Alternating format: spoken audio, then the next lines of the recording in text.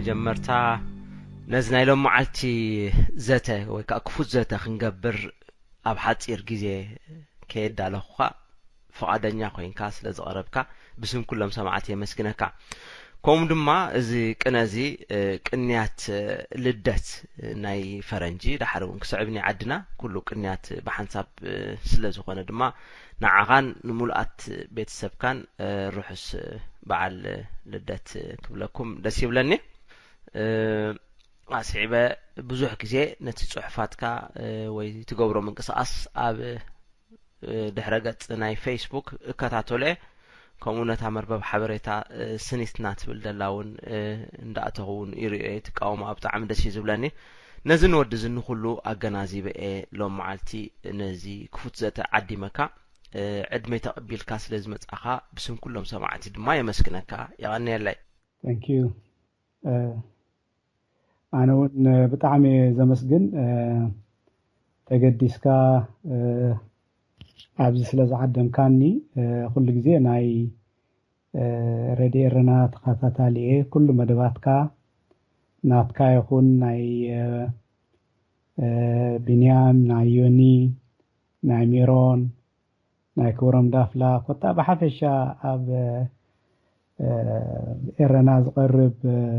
مدبات كاتساليز كاتلو بتعمي مهاري قصلو طريقة قبل بزقات أمزي نعيم سوعة خان تعمي دسبليو بزقات أمزون روحس للدات نعاكم نقول لهم حراي يعني لنا قلت ما حراي آتو يوحنس تجاي بره كم كله كما سمعتي أوي أبزج مسؤول من ينزل حتى أنتي مالس خلونا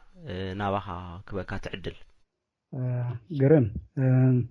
سمي كمزي استقسكايو يوحنس سجاي برهي بحال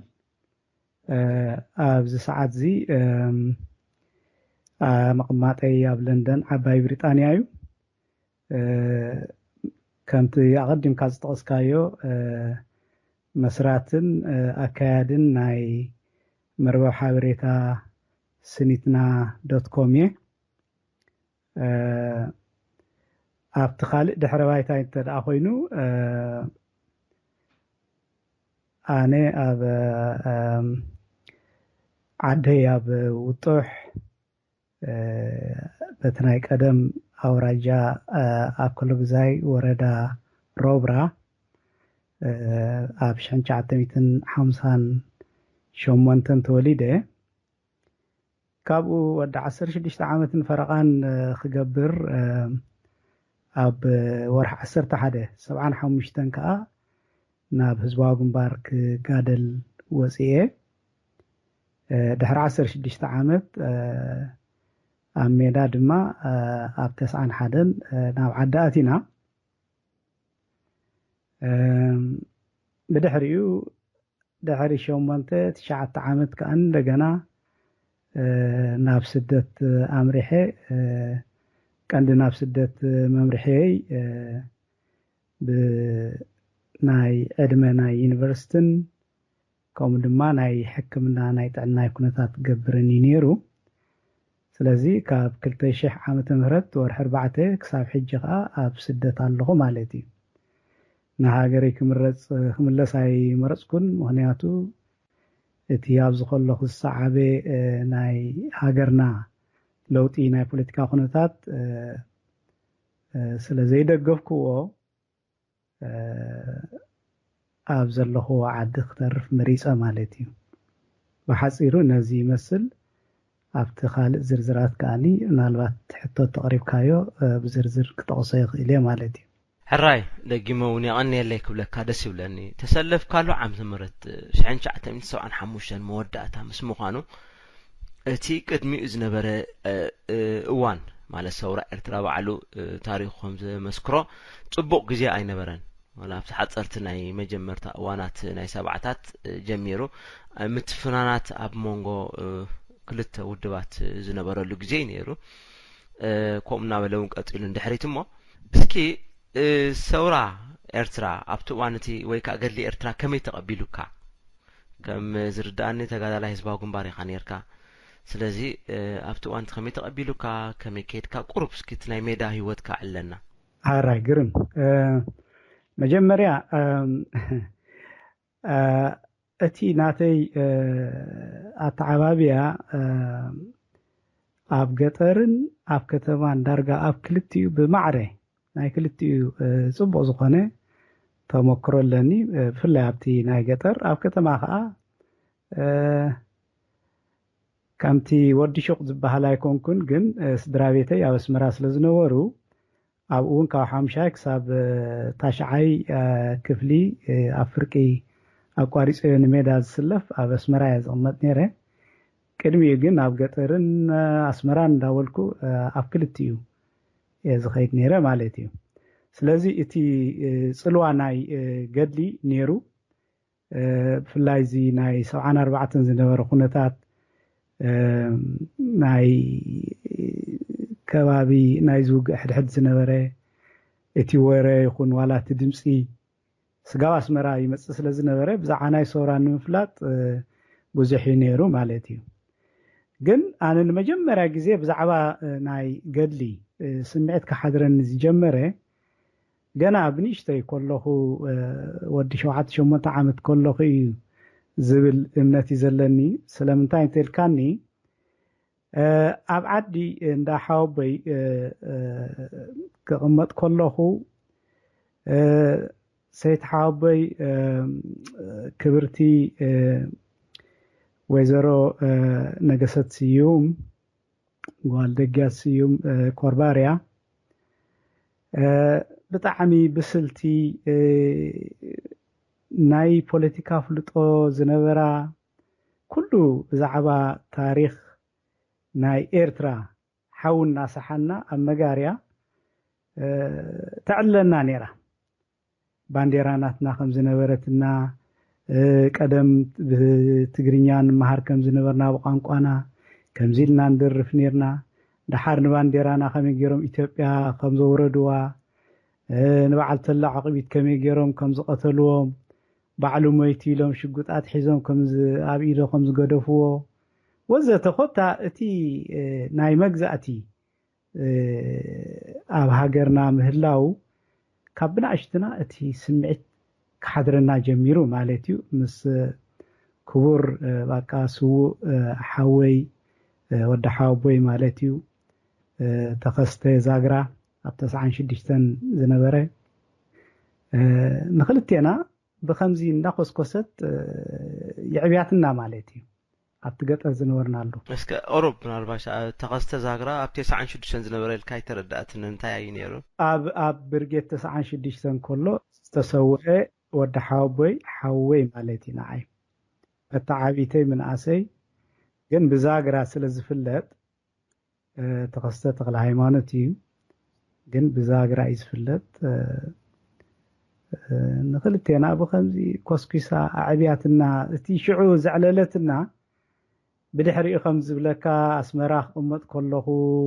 مليس معبيلو مالتي كاو كندس مساخلنا خا بزعبا بوليتيكا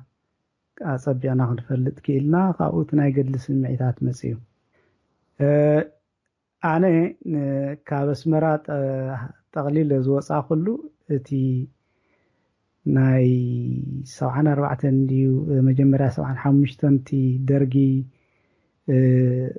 غزا انداتو بسلكن بخستاين مريشان جمرل واني كابشعون سوصاخون اسمراي تملسكن مالتي كاو نغدل نخدلو طرايكن حاسب جميرنا ناجوها تقادلتي امنيروم ابعدنا مجمرا زرعنا يوم ساتم كا قادل دليت بلوم كنتال بلع خمسي قال يبلغا ولا تمنا شعبيا بدحري زمصون تماساساليو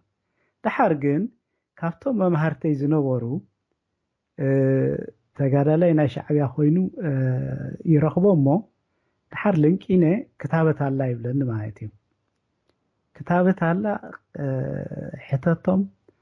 اتا كتابت كاني نا حرستوتن نا شقالونيا يبلن مالتي هجي انوي فحترتر لنا نتوم ابتعدي ناي شعبيا ودبات زنبورو ኮንታክት ንገብሮም ካብኡ ሕራይ ኢሎም ይምዝጉና ማለት እዩ ካብኡ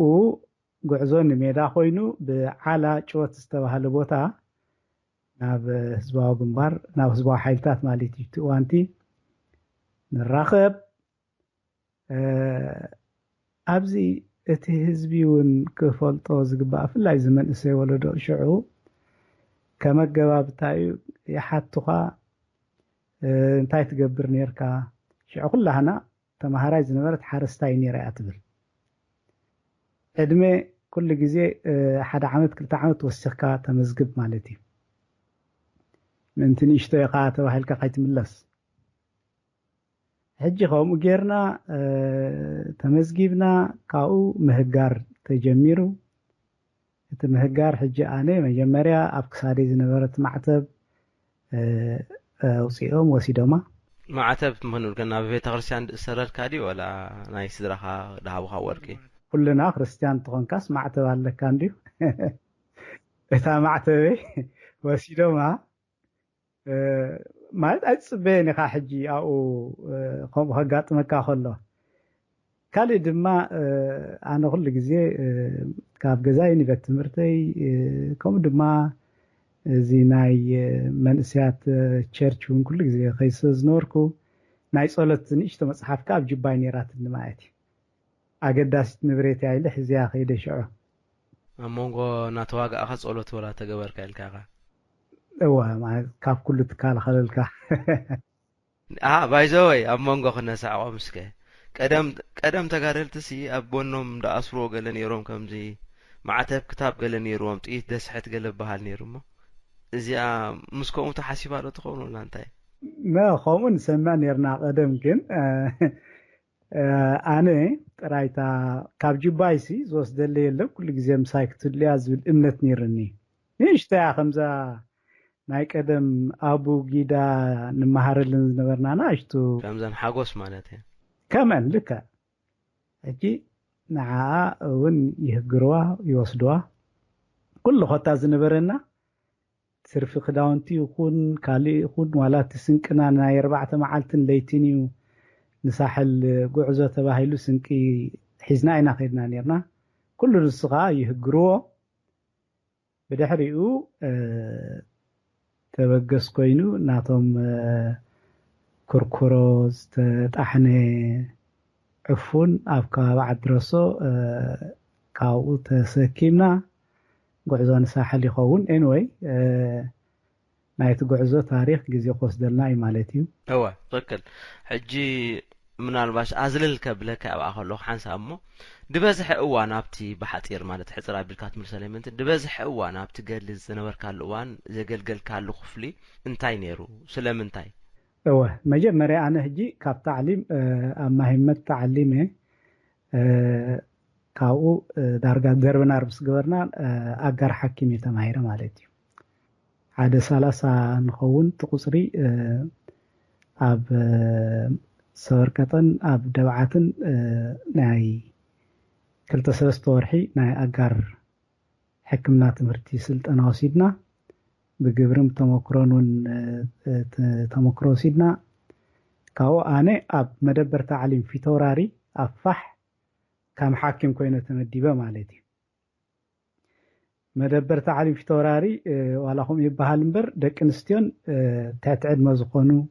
ተዓላሞን ዝመሃርሉ ዝነበሩ ቦታ እዩ ማለት እዩ ኣብኡ ክሳብ ብርጌድ ዝቆማሉ እዋን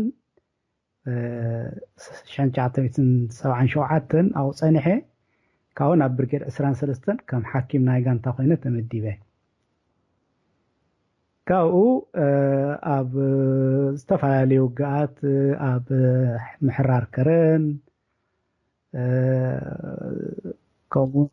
ናይ 77 ዝነበረ እወ ኩናታት ተሳቲፈ ናይ ሰልዓ ዳዕሮ ዓዲ ሓወሻ ውግእ ተሳቲፈ ናይ ከባቢ ስመራ ዝነበረ ከምኡን ናይ ውግእ ሰምሃር 77 ተሳቲፈ ከምኡውን ናይ ሓባር መጥቃዕቲ ኣብ ባረንቱ ምስ ተጋድሊ ሓርነት ኤርትራን ህዝባዊ ግንባርን ዝተካየደውን ተሳቲፈ ነይረ ብድሕሪኡ ክሳብ ስትራቴጂያዊ ምዝላቕ ዝኸውን ኣብ ከባቢ እምባደርሆ ዓሪድና ነርና ኣብ ዝጥቀስ ዘሎ እዋን ካብ ሓኪም ጋንታ ናብ ሓኪም ሓይሊ ኮይነ ተሰጋጊረ ካብኡ ምዝላቕ ኣርኪቡ ምዝላቕ እውን ኣብቲ መሪር ኩናት ናይ ዕላበርዕድ ኩናት ተሳቲፈ ኣብኡ ክሳብ ናብ ፀላኢ ዝኣቱ ኩሉ እዋን ነይሩ ካብኡ ግን ፈንጢሶ ወፅየ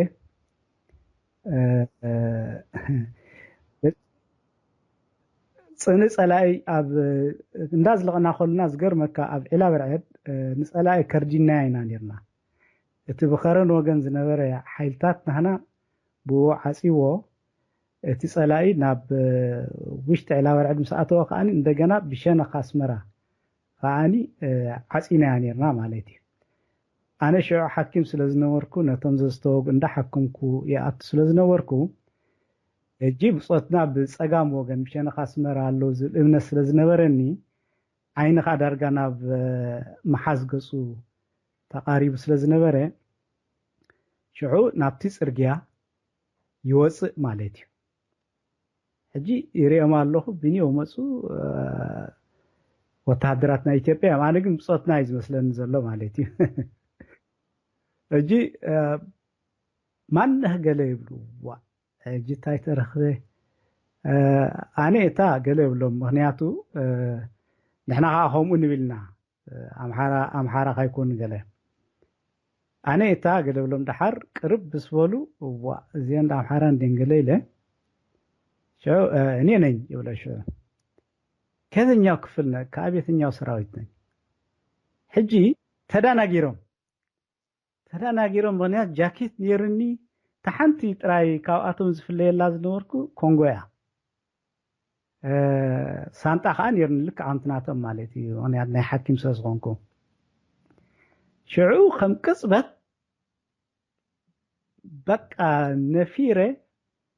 ቢንቶ ዝመስል ነይሩ ናብቲ ዓፋፉን ይኣቱ ማለት እዩ ከምኡ ክገብርን ተኽሲ ከዓኒ ናብቲ ዘለና በቃ ከም ጓህሪ ክዘንብን ሓደ ኮይኑ ማለት እዩ ኣነ ናብቲ ክስታይ ናብቲ ዓፋፉን ኣትየ ብድሕሪኡ ሳንጣይ ካብ ነፍሰይ ተፈልያ ተሰሪባው ግን ገዲፍያ ከዓ ከይዳ ዘለኹን ደልየ ሳንጣይ ሒዘ ይኸደልካ ማለት እዩ ሕጂ ነቶም ውግኣት ሰብ ክሰደልኩም የገለ ኢለዮም ሕጂ እንታይ እዩ ነይሩ እቶም ብፆትና ብድሕሪት ኣምሓራ ስለ ዝነበሩ ንድሕሪት ተመሊሶም ኣነ ግን ውሽጢ ኣለው ኢለ ተዳናጊረ ኣትየ ማለት እዩ ሕጂ እቲ ተኽሲ እውን ካብ ብፆትና ዝመፀ እዩ ነይሩ ስለዚ ንዓና ተኩሶምና ልክዕ ካብ ኣምሓራ ኮይነ ተራእዮም ኣነ እውን ማለት እዩ ሕጂ ንወይ ከምዚ ኢለ መጉዳእቲ ቁርብ ኣጋጢምኒ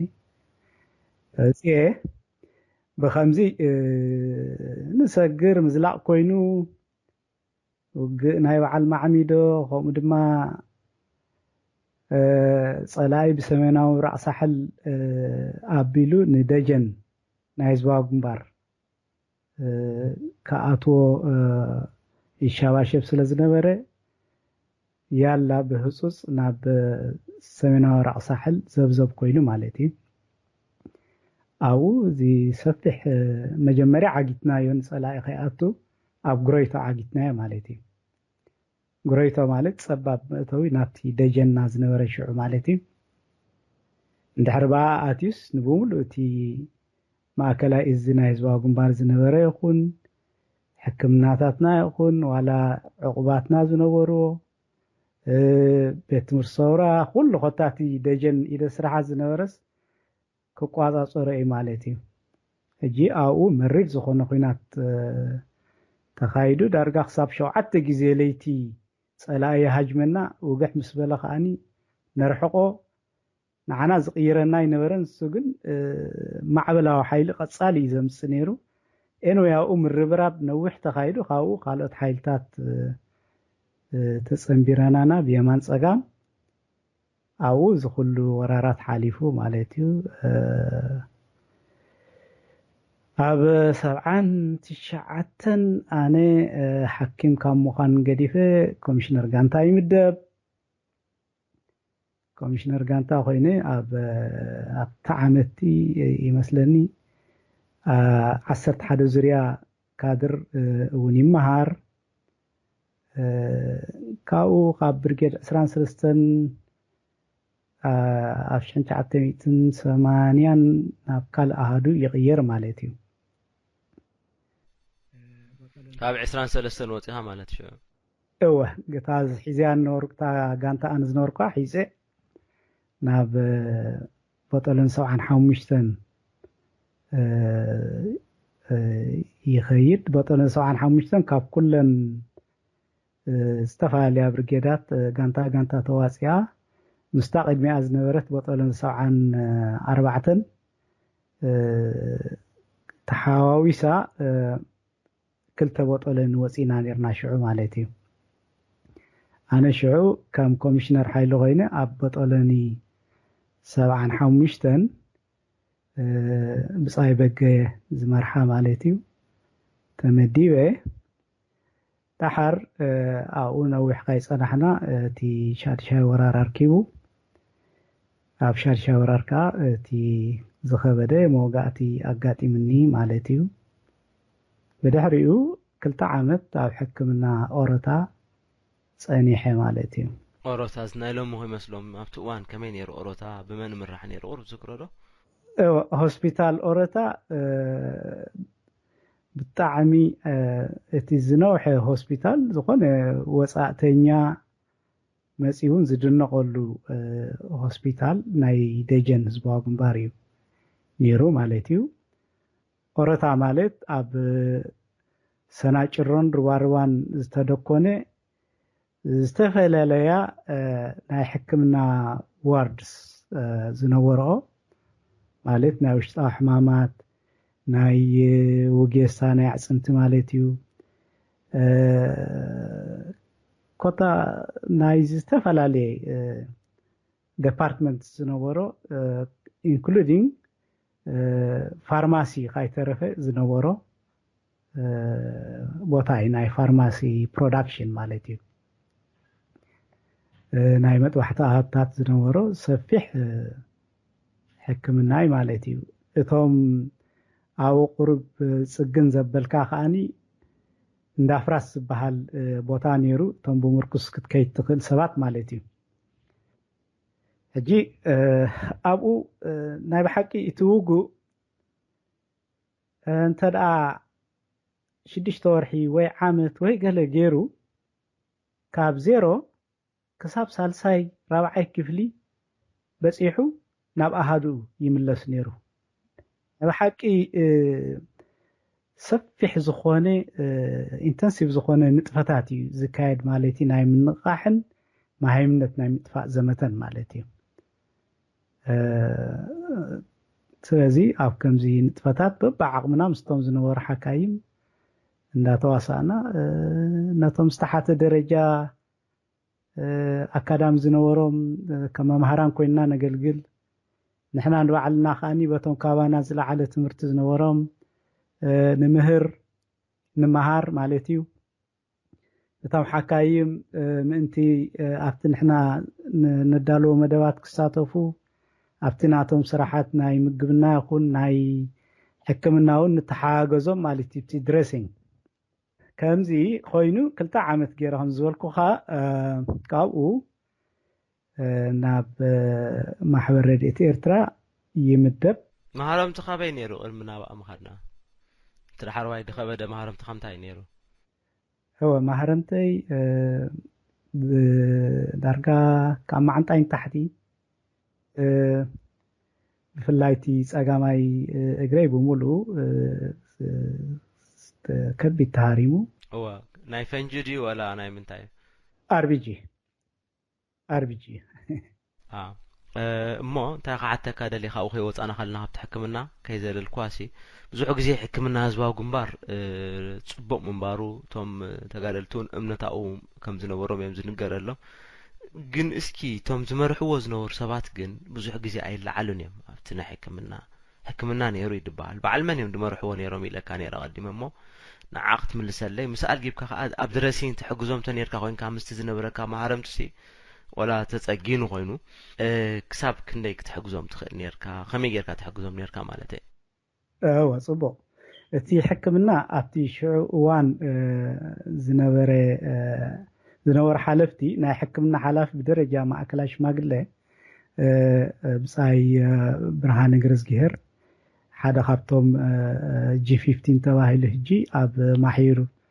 ዝርከብ ማለት እዩ ሜጀር ጀነራል ብርሃነ ገረዝጊሄር ማለት እዩ ንሱ እዩ ነይሩ ብደረጃ ማእከላይ ሽማግለ ናይ ሕክምና ሓላፊ ዝነበረ ኣብ ትሕቲኡ ናይቲ ሆስፒታል ናይ ኦረታ ወይ ከዓ ዝነበረ ሓካይም ከዓኒ በዓል ሃይለ ምሕጹን በዓል ዶክተር ኣሰፋው ነይሮም ሓለፍቲ ማለት እዩ ካልኦት ኣብኡ ዝነበሩ ሓካይም ከም በዓል ዶክተር ረኣዮ በዓል ዶክተር ዓንዶም በዓል ዶክተር ኣፈወርቂ ካብቶም ሕጂ በቐረባ ኣብ ተዘክረይ ዝመፁ ዓበይቲ ሓካይም ማለት እዮም እዚኣቶም يغني አቶ ዮሐንስ እንታይ እዩ ኣብኡ ቀፂለ ሓንቲ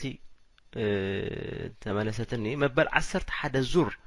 ቤት ትምህርቲ ካድር እንተ ተማሂርካ ኮይንካ በዝነ ሕጂ ዘሎ ቋንቋ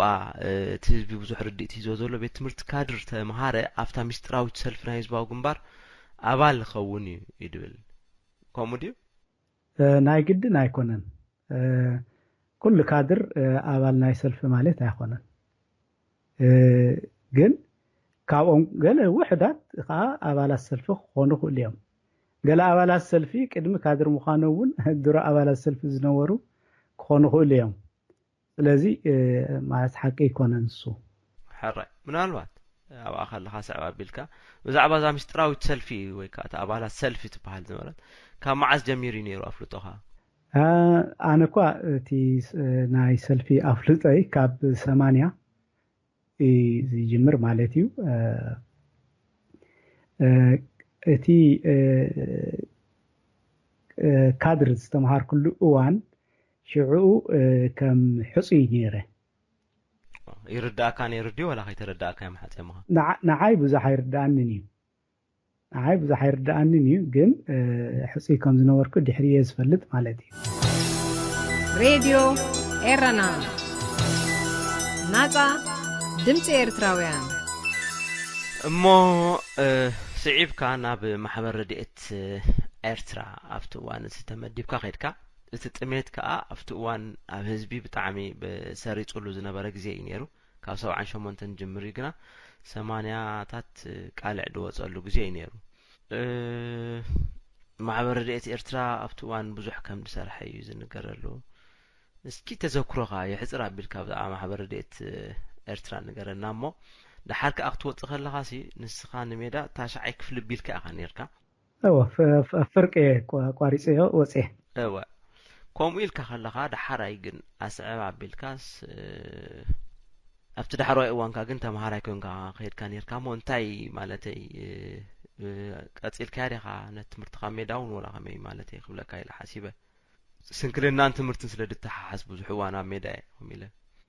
ፅቡቅ ኣለኻ ኣነ ሕጂ እቲ ናይ ትምህርቲ ድሌተይ ተምሃራይ ከለኹ ብጣዕሚ ልዑል ዝኾነ ድሌት ናይ ትምህርቲ እዩ ነርኒ ብፍላይ ካብ ሓምሻይ ክፍሊ ክሳብታ ዝወፃኹላ ዳርጋ ካብ ቀዳማይ ክሳብ ሳልሳይ ዘሎ ተርታ ናይ ብልጫ እንዳተወዳደርኩ እየ ትምህርቲ ተፈላለየ ማለት እዩ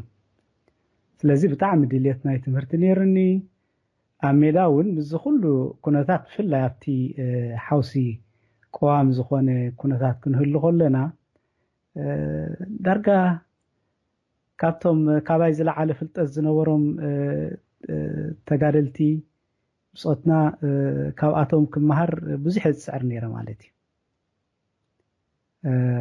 ብፍላይ ኮሚሽነር ኮይነ ይሰርሓሉ ዝነበርኩ ግዜ ናይ ብሓቂ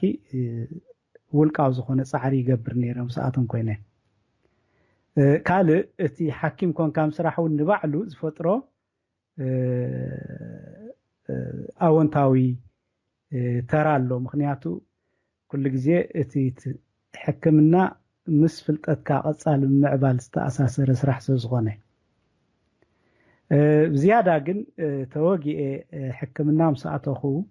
ነዊሕ ግዜ ክገብር ምዃንያ ሕክምና ርዱእ ስለ ዝነበረ ኣብኡ ክሳብ ሕጂ ካብ ተዘክሮይ ዘይወፁ ሓደ ተስፋንክኤል ዝተባሃለ ሂስቶሪያን ነይሩ ኣብ ቤት ትምህርቲ ሶራ ዝነበረ ምሳይ ኣብኡ ኣብቲ ሕክምና ነይሩ ሓደ ከዓ ተኸለ ስታዝ እንብሎ ሕጂ ኣብ ኤርትራላንድ ዘይተጋግየ ንሱ እንተወጊኡ ምሳይ ነይሩ እዚኦም ክልቲኦም ኣዝዮም ምሁራት እዮም እዚኣቶም ሕጂ ናይ ብሓቂ የተባብዑኒ ነይሮም መጽሓፍ ከንብብ ዝኾነ ይኹን ዝጠፍኣኒ ድማ ንዓኣቶም ክሓትት ብኸምዚ እቲ ናይ እንግሊዝኛ ቮካቡላሪ ናተይ ቢልድ እንዳገበርክዎ ከይደ ኣብ ሓደ እዋን ክሳብ ብምሉኣ እዛ ኮሊንስ ዲክሽነሪ ናይ 1980 እያ ምስልን ዘይተጋግየ ብኢደይ ገልቢጠ ኣብ ወረቐት ጽሒፈያ ማለት እዩ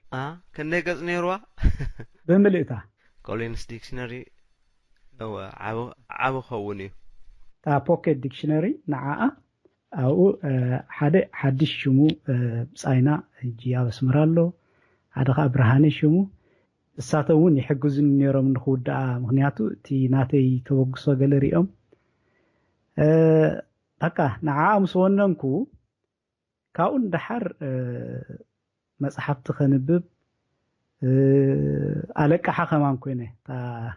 ናይ ዲክሽነሪ ማለት እዩ ድሕሪኡ ኣብዚ እቲ ናተይ ዝያዳ ዝተምሃር ኩሉ ኢለ ዝኣምነሉ እሱ ነይሩ ማለት እዩ ምክንያቱ ቀጻሊ ትምህርቲ ነይሩ እቲ ናይ 2 ዓመት ግዜ ማለት እዩ እስኪ ቁሩብ ከምታ ድበልኩኻ ከይሰገርናያ ምእንቲ ክንለጋግቦ ታሪክ ኢለ ጥራየ ካልእ እዋን ክትዛረቦ መፂኻ ደስ ይብለኒ ብዛዕባ ማሕበር ረድኤት ኤርትራ ከምኡውን ኣብቲ እዋን እቲ ማሕበራዊ ጉዳያት ከዓ ሜዳ ዝነበሮ ኣቃውማን ትሕዝቱን እስከ ወላ ሓንቲ ደቂቕ ጌርካ ገለጸልና እቲ ማሕበራዊ ጉዳይ ዝተፈለየ ኣካል እዩ ማለት እዩ እዚ እቲ ኣካል ሓደ ሲቪሊያን ዲፓርትመንት ናይ ህዝባዊ ግንባር ማለት እዩ እቲ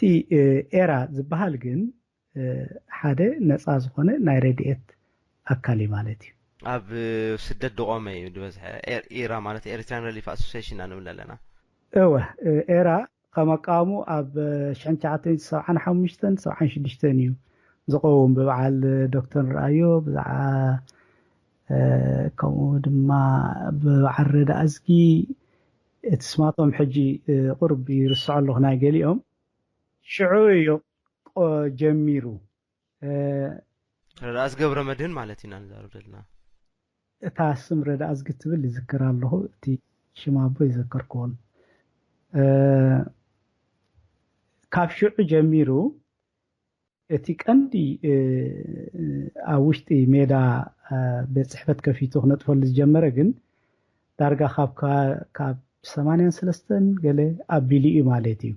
ቅድሚኡ እቲ ቤት ጽሕፈታቱ ኣብ ደገ ገይሩ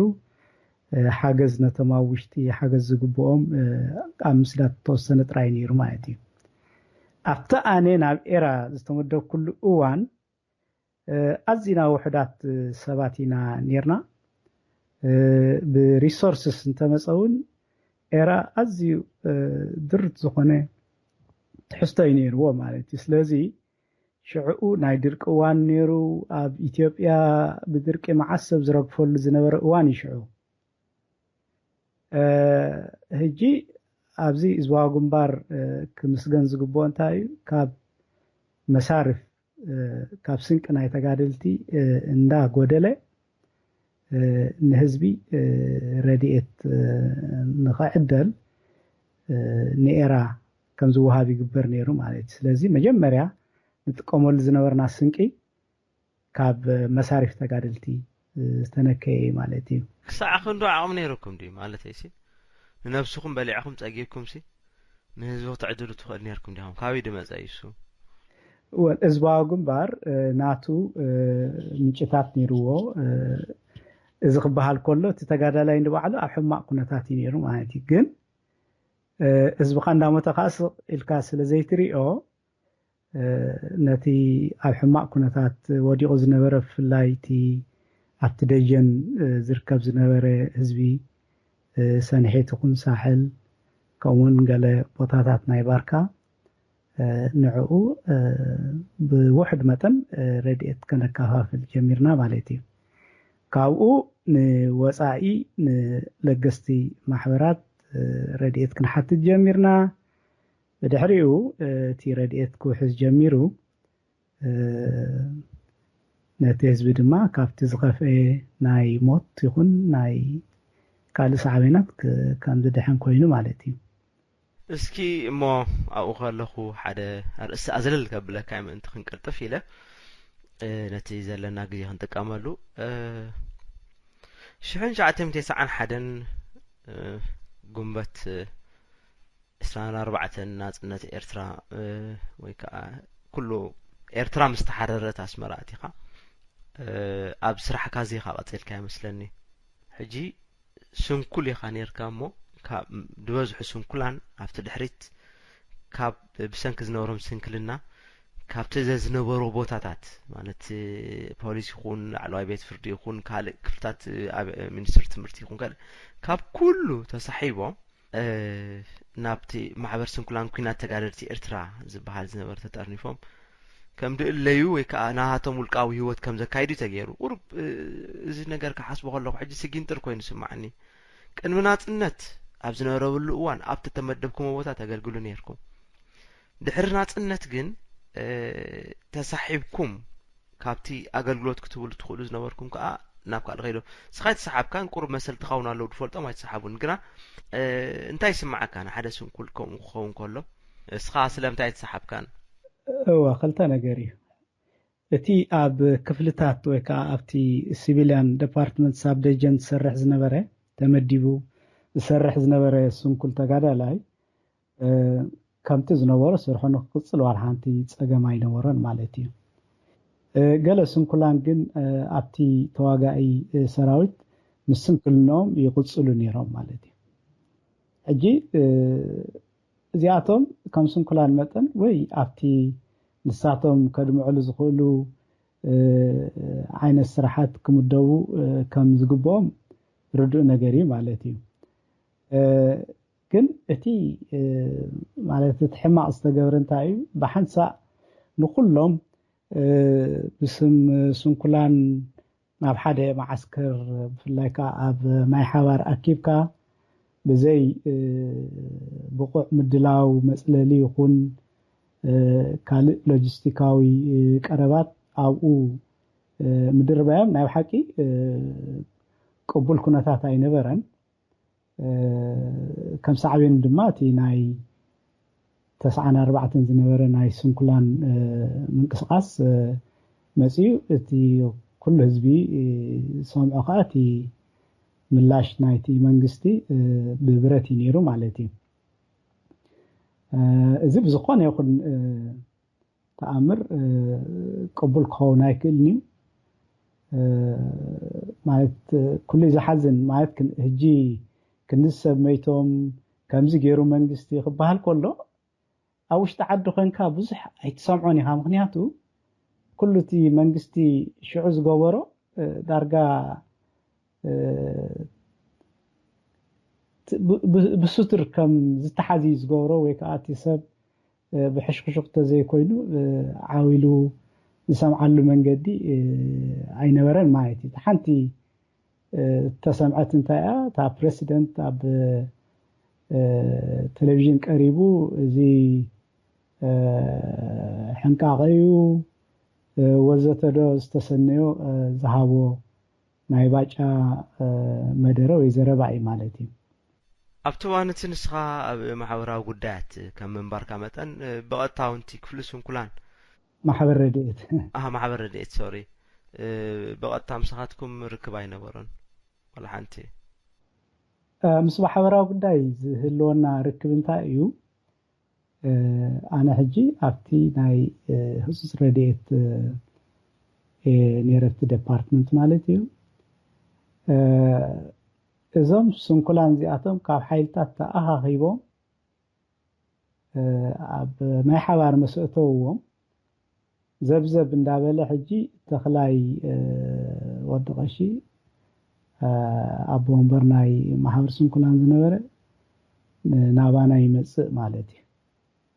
ሕጂ ተዘሎ ኩነታት ከም ዝጋጥሙ ገለይሉ ይገልጸልና ሕጂ እንታይ ከም ንገብርካ ጨኒቁና ይብል ሕጂ ንሕና ብወገን ማሕበር ረድኤት ኤርትራ እንታይ ኢና ክንገብር ክኢልና ሽዑ መጽለሊ ክኾኖም ይኽእል ዝበልናዮ ቴንዳታት መጽለሊ ዝኾኖም ማለት እዩ ኮቦርታ ከምኡን ካልእ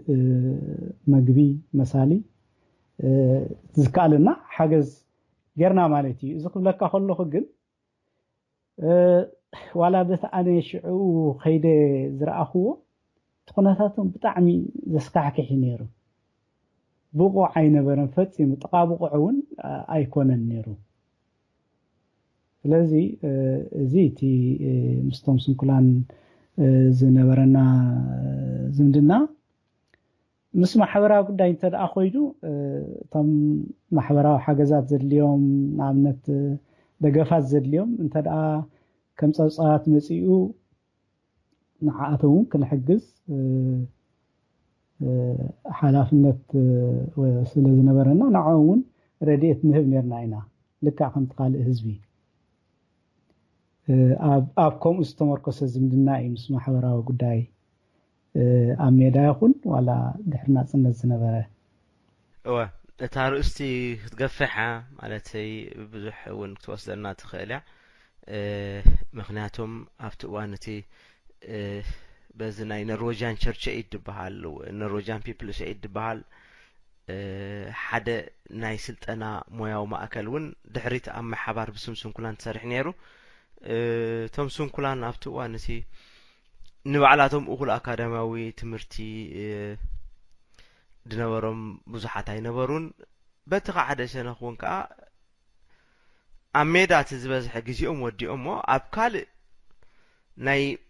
ከገልግልሉ ፈቃደኛታት ዝነበሩ ጽፍሕታት ናይቲ መንግስቲ ከገልግሉ የተዋሃቦም በቲ ሓደ ሸነኽ ከዓኒ ነፍሶም ክኽእሉ ከኣስ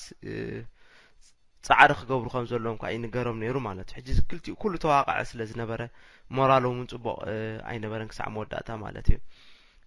ስለዚ እቲ ኩነታት ከም ዝበልካዮ ኣዝዩ ዘሕዝን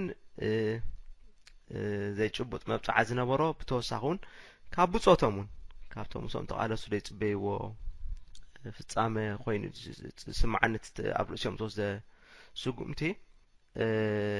ግን እስኪ ንዓኻ ከሓተካ ከም ድሕሪት ንትምህርቲ ከም ድወጻኻ ነጊርካ ንለኻሞ ንትምህርቲ ንደገ ድወጻኻሉ ብኸመይ ድበል ኣገባቢ ነይሩ ኣነ ትምህርቲ ንደገ ኣይወጻኹን እኮ ኖ ብምልኣኽ ተማሂረ ይኸልካኒ እወ ሕጂ እንታይ ኣነ እቲ ምስ በልኩ ናጽነት ኮይኑ ምሸታዊ ትምህርቲ ጀሚረ ከረን የተመዲበ ነይረ ሽዑ ካብኡ ከዓ ነስመራ መጽ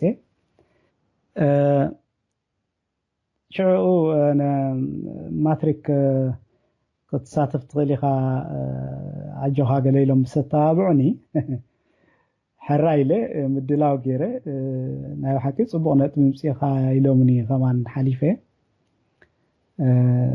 ኣብ ተመሳሳሊ እዋን ከዓ እንዳተምሃርኩ ምሸታዊ ናይ ኮረስፖንደንስ አፕሊኬሽንስ ይፍትን ነይረ እጅት ዝገበርኮ አፕሊኬሽንስ ተዓዊቱ ሰሊጥልኒ ዝቕበለኒ ዩኒቨርሲቲ ለንደን ካብኡ ድማ ስፖንሰር ዝገብረኒ ከዓ ረኺበ ማለት እዩ እጂ ነዚ እናተኸታተልኩ ኣብኡ እውን ተቐዳሚት ዓመት ናይ ከም መፈተንታ እያ ትሕሰብ እንተዳ ጽቡቕ ከይድካ ንሙሉእ ፕሮግራም ናይ ዲግሪ ወይ ዲፕሎም ትቕጽል እንተዳ ፌል ጌርካ ከዓ ብኡ ጌርካ ትወፅእ ማለት እዩ ሕጂ ኣነ ኣብ ክልቲኡ ጽቡቕ ተዓዊተ ማለት እዩ أكلت يصبغ قوات كله أب يونيفرسيتي درومز جيبوا من أني حمتهم أهلنا أبزي يونيفرسيتي سمرة حجيجن تايبلني ويتا مهارك تكون لك ويكاني خسر حلك انت زي كون اندا سراحكات تمرتي اي فقدني ولنا معناتي هو انا سمزي اي تواصاننيا سدرالوني حلافነት አለኒ ተማሃራይ ጥራይ ኮይና ቅጽላይ ክልኒ ስለዚ አፍታዝ ዩኒቨርሲቲ ቅጽላይ ክልኒ ኢለ ካብኡ ዊዝድሮ ገይረ ስሒበ ማለት እዩ አፕሊኬሽን መልኤ ነታ ናይ ኮረስፖንደንስ ቀጽለያ ካብ 92 ክሳብ 97 መጀመሪያ ቀዳማይ ዲግሪ ካብኡኻ ማስተርስ ቀጽለ ወዲየ ማለት እዩ ስለዚህ በከምዚ እንዳሰራሕኩ ከለኹ ኣብቲ ናተይ ነፃ ግዜ ብውልቀይ እንዳተማሃርኩ ኣብቲ ፈተና ዝኾነሉ እዋን ከኣኒ ኣብ ገለ እዋን ኣብ ሱዳን ከይደ ነይረ ክልተ ግዜ ኣብ ኢትዮጵያ ከይደ ነይረ ተስተረፈ ግዜያት ከኣኒ እቲ ቴስቲንግ ሰንተር ኣብ ኣስመራ እውን ስለ ዝኸፈትዎ ኣብኡ ይፍተን ነይረ ማለት እዩ هذه إذاعة إرنا حراي ምናልባት ሕጂ ሎሚ ከማንም ስደተኛ ኮይንካ ኣብ ዓባይ ብሪጣንያ ከተማ ላንደን ተቐማጣ ኢኻ ኮይንካ ደለኻ ብሓፈሹ ኣብ ኤውሮፓ ምስ መጻኻ ኩላህና ኣነው ነባሪ ኤውሮፓ ስለዝኾንኩ ሎሚ ንሱን ኩላን ደሎማ ተሓዛ ንርኤና ማለት እዩ ስኻ ግን ባዕልኻ ስንኩል ስለዝኾንካ ከመይ ዝበለ ዕድላት ረኺብካ እቶም ኣብ ኤርትራ ዘለዉ ሎሚ ተዝኸውን ነይሩ ከመይ ዓይነት ዕድል ምረኸቡ ነይሮም ኢልካ ተኣምን ማለሲ ኣብ ስደት ደይኮንስ ኣብ ሃገሮም ምትኣታተዎ ነይሩ ዶ ኢልካ ተኣምን ዘሎ እዚ ናይ ስንኩላን ዝበልካዮ እቲ ማሕበር ናይ ስንኩላን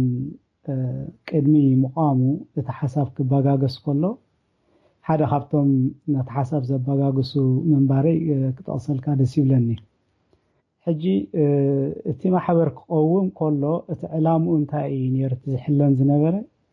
ሓደ ካብ ቁፅፅር ናይ መንግስቲ ነፃ ዝኾነ ንመሰል ናይ ስንኩላን ከኣኒ ዝጣበቕ ነፃ ኮይኑ ምስ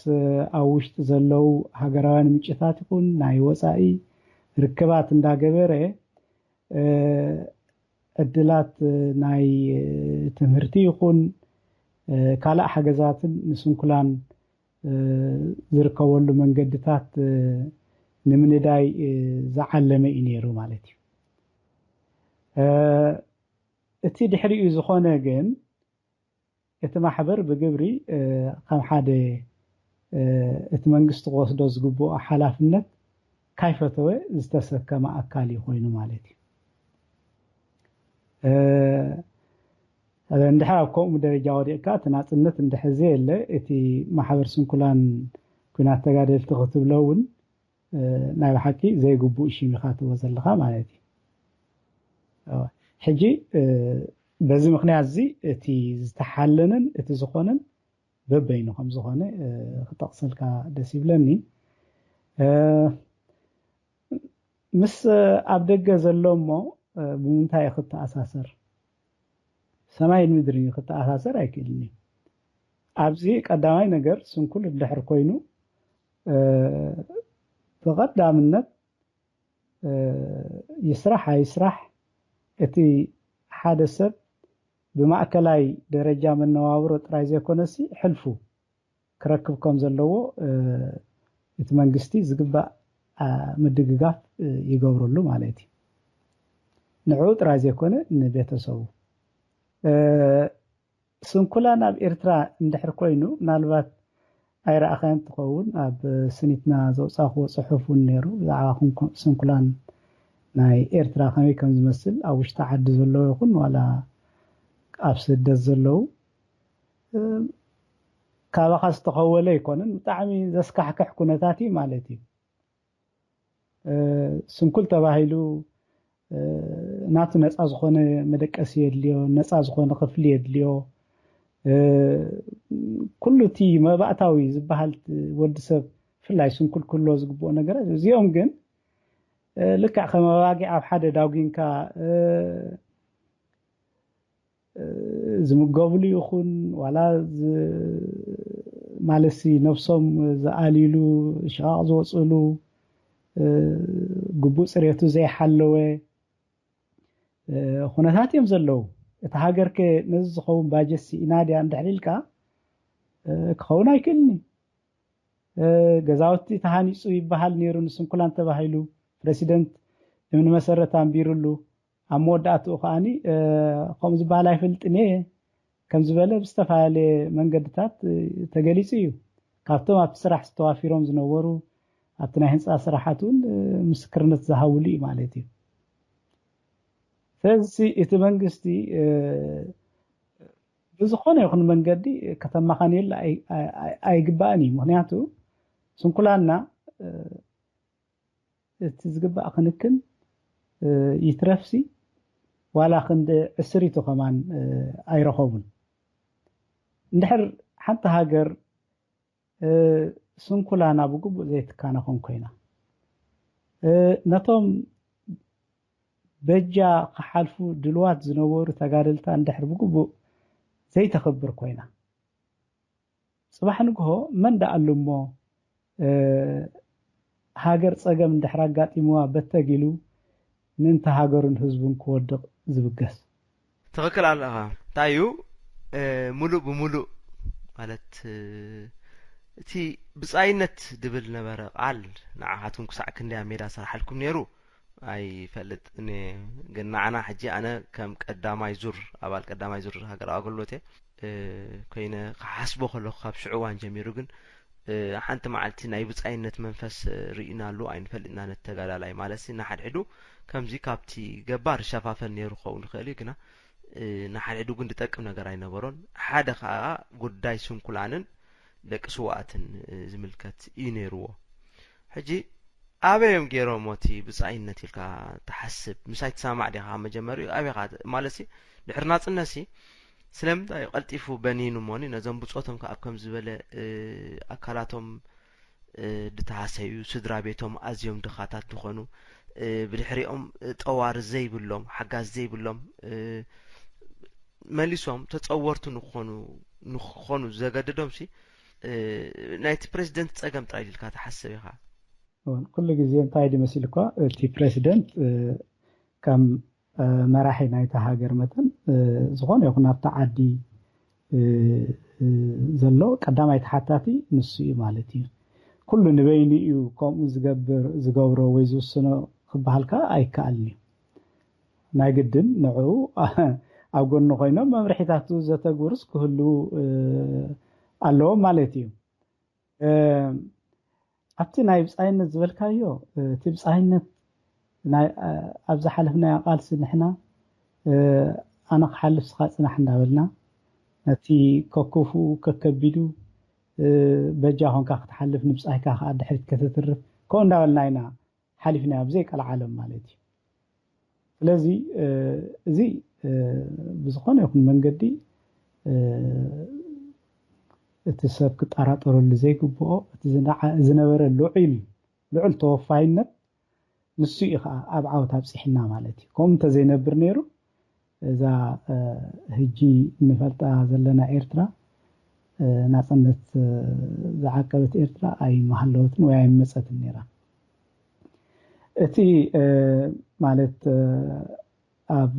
ድሕሪ ናጽነት ፍላይ ምስ ሃገራዊ አገልግሎት ምምፃእ ቶም ተጋደልቲ ዝነበሩ ኣብ ርእስቶም ሃገራዊ አገልግሎት ዝተፈልየ ኣረኣያ ወይ ከዓኒ ዝምድናታት ነይርዎም ዝበሃል ኣነ ኣብኡ ብዙሕ ኣፍልጦ ስለዘይብለይ ክዛረብ ኣይደፍርን እየ ዝያዳቶም ዝወዓልኩምሉ ንስኻትኩም ክትገልጾ ከለኹም ይሓይሽ እንተ ደኣ ናይ ብሓቂ ካብ መንፈስ ናይቲ ኣብ ቃልሲ ዘሕልፍናዮ ስነ ምግባር ወይ ከዓ ኣካይዳ ነይሩ ከዓኒ ቁኑዕ ኣይኮነን ኣብኡ ኣነ ክነግረካ የሕፅር ኣቢለ حدا وازالني تنسمعت نعخان كساقكم تسفا قبر تسعان شعتن كبابي بز مرب ستيت اب حنتي كفله سرا وي تعسر شمونته تبال نيرا بزح غزي عود ديكونس كمزي سارا طاي دغات مع هاديا حجون قال خحرق خول يوم دحان كنت حق نسي غنا انتي نايلنا مسلكا تي نتاتكم جيغننات انت جيغننات نفولطو سلازنبرنا دسعركم صلايو نفولطو سلازنبرنا وا ما زيوم حجنا عنا زمرحنا زلوسي بقى نعوم دمرحوهم كالوت تغادلت نيروم ابيلو غديلنا مالت كن لاقص سلازنبرنا منالباش كمزي دق حدرتنا عينت يوم مالت يوم حج نساتهم إلنا نيرنا مالت تصويرهم علىهم قال امبرزيهم ناصنتا يمطوان كسعن بلينا خوينا ولا بامرارحا كيناتهم يكون بامرارحا ممحدارهم يكون سنه مغبارهم يكون ولا حنتي نورهم من لانداماتهم اغراب تراينا قرصو فحما فحمهم دشطو زنبرو بتوسخ دما ወይ ካአነት መሬት ካአነ መንጤሮም ካ ድበቁል እንደ በቁል ናዝርእቲ ብጉልበት ናይቲ ሰራዊት ነገገሮም ካአነ ጁባሃቶም ድመሉ ዝነበሩ ማዓት ብዙሕ እዩ ማለት እዩ ሕጂ እሳቶም ዝናታትኩም ናይ ገድሊ መንፈስ አይነበሩን ዘለውን አይኮኑን እዚ ብምስክርነቴ ዝዛረብ ዘለኹም ሞንጎ ቁሩብ ስምዒት ሓዊሰውን ኮላይ ተዛሪበዮ ምስቅረታ ማለት እዩ ምናልባት ምዘለካ ጽቡቅ መንፈስ ከይባላሽ ወልካ ምክንያቱም እስኻ ተጋደልካሉ ገድሊ በሐቂ ኣዝዩ ብዙሕ ዘኽርዕ ነገራት ከም ዘለዎ ካብቶም ድሰማምዑ ሰባት ሓደ ወላ አይንበሮ ማለት እዩ ሕጂውን ዓዊለ ይዛረብ ዘለኹ ኩርዓት ይድስማዓኒ ንዓይ ነዚ ሕጂ ዘሎስ ነቲ ናይቲ ማል ዝነበረ ስውክሎ ይድብል ሓሳብ የብለይ እስኪ ግን ማለት ናፍቲ ስሩዕ ናይሎም ማዓልቲ ዘተና ከመልሰካሲ ነዛ ዳሕረወይቲ መርበብ ሓበሬታ ሰሪሕካ ወይ ልማት ተካይድዋ ዘለኹም ስኻ ብፅወትካ ክትኮን ትኽእሉ ኢኹም ስኒትና ትብል እያ ብሓቂ ህዝቢ ኤርትራ ትማል ተጋዳላይ ህዝባዊ ግንባር ሓፋሽ ማሕበራት ገለ እዚ ሁሉ ስደት ዘሎ ስኒት ኣለዎ ድዩ ከምኡ ድብል እምነት ኣለካ ዶ ከመልካ ስኒትና ዝብል ነዛ መርበብ ሓበሬታ ካይብካ تا سنتنا تبل شيم كاب قدم ابتي ناتي بيرسونال كمزي ويب سايت كا بلوج زنبرتيا مالتيو اتي كومو سم زمرص كل مخنياتكا سنتنا حزبنا خهلو كاب زلني كتر دليت زنقلي مالتي السي تدليت اندحرالون تدليت كا نخمص كاني بعمها خبر زغبا صعر اندحرالو تغبر مالتي ስለዚህ ከምሽማ ታስኒትና ህዝቢ ኤርትራ ንሓድሕድኩም ማሃረላ ከመኻኸረላ አፍክንዲ نحدحدك من نصالوي كا مبعث نحدحدك كتمعاد نخوم زعلمه تحسوتاتي زلوا نز خغبر زبغسني قندي مخنيات انتايو ويب سايتات يريئنمو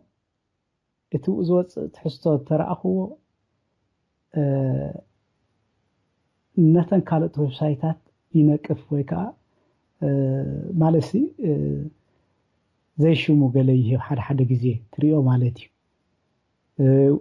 صرفتاتون يحوسو حد غزي تري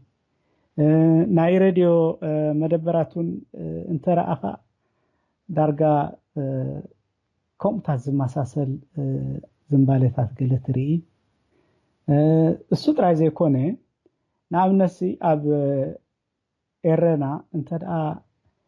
ንህዝቢ ኤርትራ ዝጠቅም ንህዝቢ ዘገድስ ኣብ ኩሉ ኣብ ፖለቲካዊ ይኹን ኣብ ማሕበራዊ ኣትኻል ናይ መረዳእታ ዘለዎ ህይወት ኣገዳሲ ዝኾነ ትሕዝቶ እንተዳ ኣሎ ኮይኑሲ እተን ካልኦት ዌብሳይታት ወይ ከዓ እተን ካልኦት መደበራት ሬድዮሲ ንዕኡ መወከሲ ገይረን ስለምንታይ ተመሊሰን ዘቃልሕኦ እሞ ነቲ ኣብ ገዝአን ዘሎ በጻሒ ንዕኡ ከዓኒ ከም ዝፈልጦ ንምንታይ ዘይገብሮ ዝብል ኩሉ ግዜ ይስማዓኒ ነይሩ ክሳብ ሕጂ እውን ይስማዓኒ ማለት እዩ ስለዚ ሕጂ ኣነ ክገብሮ ዝፍትን ዘለኹ እንታይ እዩ ብመንገዲ ስኒትና ኣቢለ እቲ ኣነ ክበፅሖ ዝኽኣልኩ ንህዝቢ ይጠቅም እዩ ዝብሎ ንኣብነት ንታሪክና ታሪክ ህዝባዊ ግንባር ታሪክ ተጋድሎ ሓርነት ኤርትራ ታሪክ ቃልሲ ህዝቢ ኤርትራ ብሓፈሻ ከመይ ይመስል ህዝቢ ከመይ ገይሩ እቲ ሓበሬታ በቀረባ ክረኽቦ ይኽእል ኣነ ሕጂ ነቲ ሓበሬታ ኣበየናይ ዌብሳይት ወይ ካበየናይ መደበር ሬድዮ ረኺበዮ ኣየገድሰኒኒ ጥራይ ነቲ ትሕዝቶ ንብሙሉኡ ብዝከኣል መጠን ውድብ ኣቢልካ ኣብ ሓደ ማኣዲ ነቲ ሰብ ትቕርበሉ ማለት እዩ እቶም ተመራመርቲ እንተኮይኖም ንኽመራመሩ መበገሲ መወከሲ ይኾኖም ማለት እዩ ነቲ ኣፍልጦ ዘይብሉ ሰብ ብዛዕባ ታሪክ ይኹን ካልእ ከዓኒ ንኽመሃር ዕድል ይረክብ ማለት እዩ የማን ፀጋም ካይበለ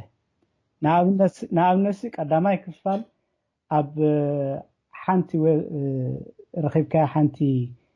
ናይ ዩቲዩብ ቪድዮ ካልኣይ ሳልሳይ ክፋል ከመይ ጌርካ ትረኽቦ እቲ በቀሊሉ ክረኽቦ ዝኽእል ሰብ ኣዝዩ ውሑድ እዩ ማለት እዩ ስለዚ ኣነ ነዚ የቃለሉ ማለት እዩ እተን ዘለዋና ዌብሳይታት ዝርከበን ናይ ሬድዮ መደብራት ይኹና ናይ ቴሌቪዥን ማዕከናት ንዓኣተውን ኣብቲ ሊስት በቀረባ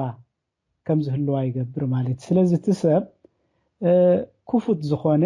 ማኣዲ ይህልዎ ማለት እዩ ንኩሉ ይሪኦ እዚ ከዓ እምበኣር ኣሎ ይብልካ በቲ ሓደ ስለዚ እቲ ቀንዲ ዕላማ ናይ መመስረቲ ናይዛ ስኒትና ንምምሃር ንምዓድ ካብ ሓድሕድካ ተማሂርካ ከዓኒ ንቅድሚት ምስጓሚ ማለት እዩ እወ ከም ዝበልካዮ እጂ ምሳኻ እናዘራረብኩ ከለኹ ስኒትና ይርኢ ኣለኹ ነታ ዌብሳይት ስኒትና.com ኣብኡ ኣብቲ ቅድሚት ላዕሊ ገጽ ከዓኒ ሓርበኛታት ኣቦታትና ተወላ ወልደ ማርያም ሸኽ ኢብራሂም ሱልጣን ኣለዎ ኣብቲ ሓደ ሰነብ ኤርትራን ዩኒቲ ኤርትራዊ ሓድነት ኢልካ ኣለኻ ኣብቲ ታሕቲ እውን መእተዊ ወይ ከዓ ሆም ኣሎ አርቲክልስ ወይ ጽሑፋት ኣሎ ዶክመንትስ ወይ ከዓ ሰነዳት ኣሎ ካልቸር ባህሊ ክልቲኡ ብእንግሊሽ ብትግርኛ ኣለዎ ሰርች ከዓ መግበር ኣለዎ ማለት ሰርች ኢንጂን ጋር ጌርካ ኣለኻ ምስ ፌስቡክ ምስ ትዊተር ተተሓዘ ወላ ንፕሪንት እውን ክትገብረሉ ትኽእል ኣቑምካ ኣለኻ ካብ ኩሉ ዝገረመንተን ዌብሳይታት ኣብ ታሕቲ ጠቂስካ እንደለኻ በዓል ኣዱሊስ ብዓረብኛ ኣዱሊስ ኣለናልኪ ኣልናሃዳ ኣስመራ ኦንላይን ኣሰና ኣዝማሪኖ ዓዋተ ዖና ካፒታል ኤርትራ ገለና በልካውን ኩለን ጠቂስካን ኣለኻ ፍርቀን ነት መንግስቲ ኤርትራ ዘካይዶ ዘሎ ነገራት ዝቃዋማይን ፍርቀን ከዓ ዝድግፋየን ከዓኒ ገለውን ማለት ኩለን ተደይበልናይን ማለት እዩ በቲ ሓደ እውን ከምዚ ኣብቲ ናይ ታሪክ ዶክመንት ናይ በዓል ሃይለ ወልደ ትንሳኤ ድርዕ ተጋዳላይ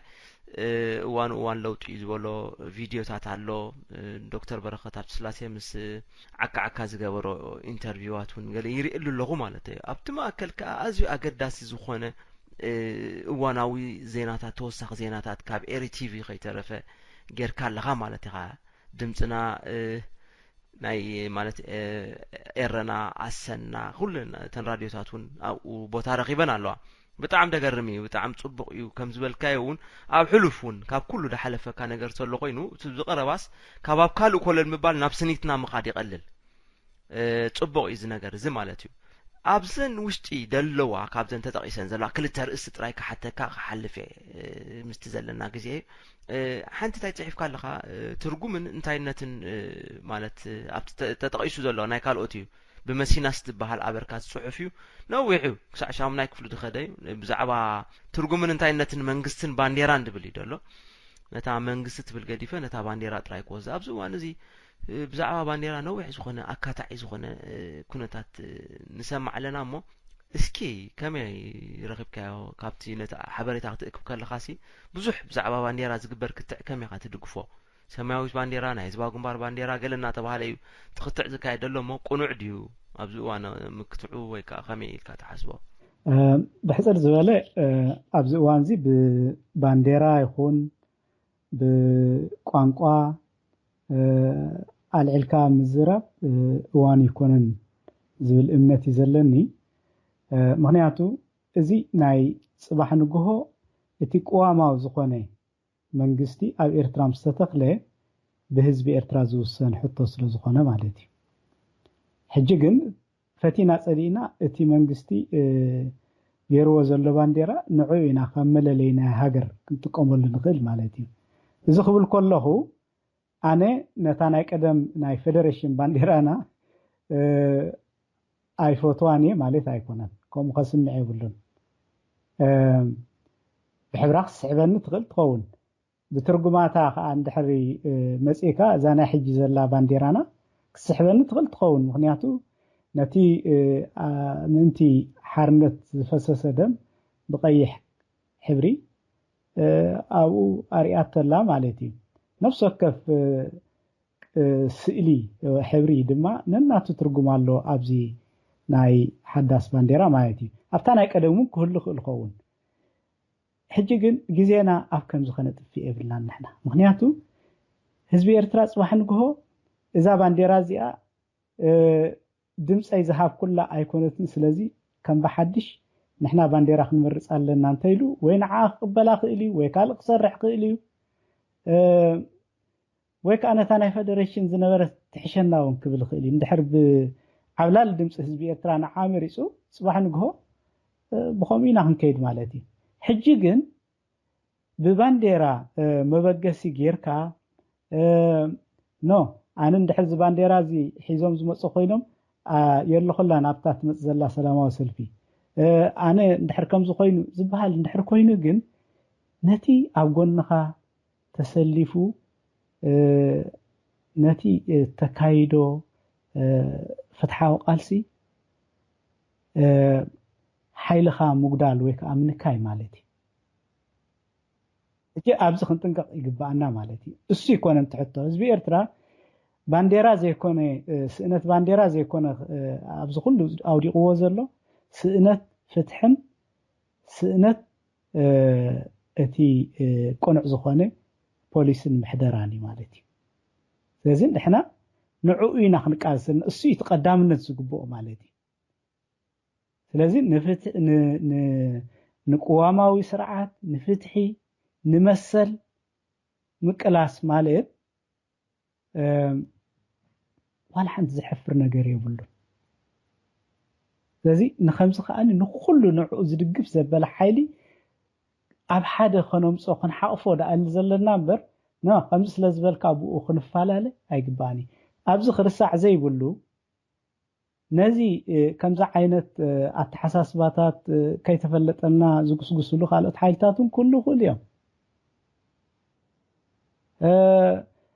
ብትርጉም እንድሕር መጽኢኻ እውን ኩሉ ግዜ ኤርትራ ትፍለጠሉ ባንዴራ ሶቨሬን ባንዴራ ዝበሃል እዛ ሕጂ ዘላ ባንዴራ ተሰቂላ ዘላ ኣብ ውድብ ሕቡራት ሃገራት እያ ማለት እዩ ኦኬ እታ ናይ ቀደም ባንዴራና ከዓኒ እታ ናይ ፌደራል ባንዴራ ምዃና ኩሉ ሰብ ዝፈልጦ እዩ ማለት እዩ ብደረጃ ብመንነት ክልቲአን በበይኑ ሪፕሬዘንቴሽን እዩ ዘለዎን ማለት እዩ እቲኣ ንፌደሬሽን ትውክል እዛ ሕጂ ዘላ ባንዴራ ከዓኒ ንልኡላውነት ትውክል ማለት እዩ ሕጂ ሰብ እዛ ባንዴራ እዚኣ መፅኣ ብዘይካ ስደትን ብዘይካ ውርደትን እንታይ ኣምፅኣትልና ይብል እዩ ዘየብል ኣይኮነን ናይ ብሓቂ ከዓኒ ግን እታ ባንዴራ ኣይኮነትን ከምኡ ትገብር ዘላ እቲ ስርዓት ኣብ ኤርትራ ዘሎ እዩ ስለዚ ኣብዚ ናይ ብሓቂ እቲ ራድኣናሲ ንኩሉ ሰማዒ ንጹር ክኸውን ኣለዎ ይብል ኣብቲ ናይ ፌስቡክ ብዙሕ ከምዚታት መፅኡ ዳርጋ ተመሳሳሊ ካብዚ ሕጂ ጠቕሶ ፀናሕኩ ዘይፍለ መልስታትን ርእቶ ይህበሉ ነይረ ሬድዮ ኤረና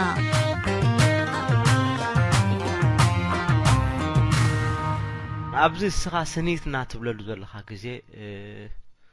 ብዙሕ እዋን እውን ስምረት ዝበሃል ቃል ብፍላይ ኣብቲ ናይ መንእሰያት ምትእኻብ ብዙሕ ግዜ ይመጽእ ሓድነት ድብል እውን ኣብ ካልእ ክህሉ ክእል እዩ ስሙር ድብል ቃል እውን ነይሩ እዩ ካብ ቀደም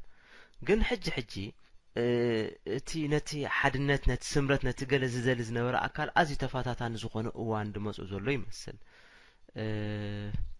ብዙሓት ነዚ ነገር እዚ ነዚ ናይ ህዝቢ ኤርትራ ምትእኻብ ዘናእስዎ ንህዝቢ ኤርትራውን ባዕሉ በቃ ማለት ከም ህዝቢስ ሙሉእ ህዝቢ ይኮነን ብቕዓት የብሉን ኣይሰማማዕን ኢና ሓድሕዱ ገለ ዝብል ቃላት እውን እንዳመፀ ይኸይድ ኣሎ ንሕና ምዚኦም ስምምዕ ብልናን እውን ይመጽእ ፍላይ ገለገሊኡ ዝጎናኒ ኣጸቢቑ ዓይነት ስምዒት ዘለዎ ይረአ እዩ እሞ አንተ እውን ታዳሕተትኩ ምን ለኣቢልካ ንገረኒ ማለሲ ስኒት ብእኹል ኣለና ድዩ ነቲ ዘሎ ፍልልያትና ኣብ መንጎ ሃይማኖት ኣብ መንጎ ብሄር ዘሎ ፍልልያሲ ክንጾሮ ዘኽእለና ብቕዓት ኣሎ ድዩ ኢልካ ተኣምን ዶ ናተይ ገምጋም እንታይ እዩ ንቕሓት ናይ ህዝቢ ኤርትራ ኣብ ሰዓት እዚ ኣብዚ ደገ ዝጸናሕ ኩሉ ዝሓለፈ 15 ዓመታት ምስቲ ናይ መጀመርያን ሕጂን ዘሎ ክሪኦ ከለኹ እቲ ንቕሓት ኣጸቢቑ ማዕቢል እዩ ተማሓይሽ እዩ ንቕሓት ናይ ህዝቢ ማለት እዩ ንቕሓት ናይ ህዝቢ ብሙሉኡ ንፍትሒ ዘለዎ ድሌት ንቕሓት ተማሓይሽ እዩ እቲ ስርዓት ዝነበሮ ናይ ምድንጋር ተኽእሎ ኣጸቢቑ እናፀበበ መጽእ ማለት እዩ ህግደፍ ማለትና ንብል ኣለና ህግደፍ ስለንብል ይብልም ድንበር ኣነ ህዝባዊ ግንባር ይኹን ህግደፍ ብግብሪ የለን ዝብል መደምደምታ እዩ ዘለኒ ከመይ ስለምንታይ እንተልካ እቲ ህዝባዊ ግንባር ብእውጅ መንገዲ ኣብ ሳልሳይ ጉባኤ ናይ ወርሒ 2994 ህግደፍ ተባሂሉ እዩ ህግደፍ ከዓኒ ናቱ ሃገራዊ ቻርተር ቅዋም መበገስ ገይሩ ቆይሙ ማለት እዩ ካብኡ ክሳብ ሕጂ 10 ዓመት ኮይኑሎ ማለት እዩ ኣብ ውሽጢ እዚ 10 ዓመት እቶም ማእከላይ ሽማግለ ዝነበሩ ፈጻሚ ሽማግለ ዝነበሩ ናይቲ ውድብ እዞም ሕጂ ኣብ ዒራዒሮን ካልእን በልዮም ጠፊኦም ዘለዉ ማለት እዮም ኦኬ እቲ ህግደፍ ዝበሃል ውድባዊ ጉባኤ ገይሩ ኣይፈልጥን እዩ ቅርጺ ናይ ኣኼባታት ዝበሃል ዝፍለጥ የለን ስለዚ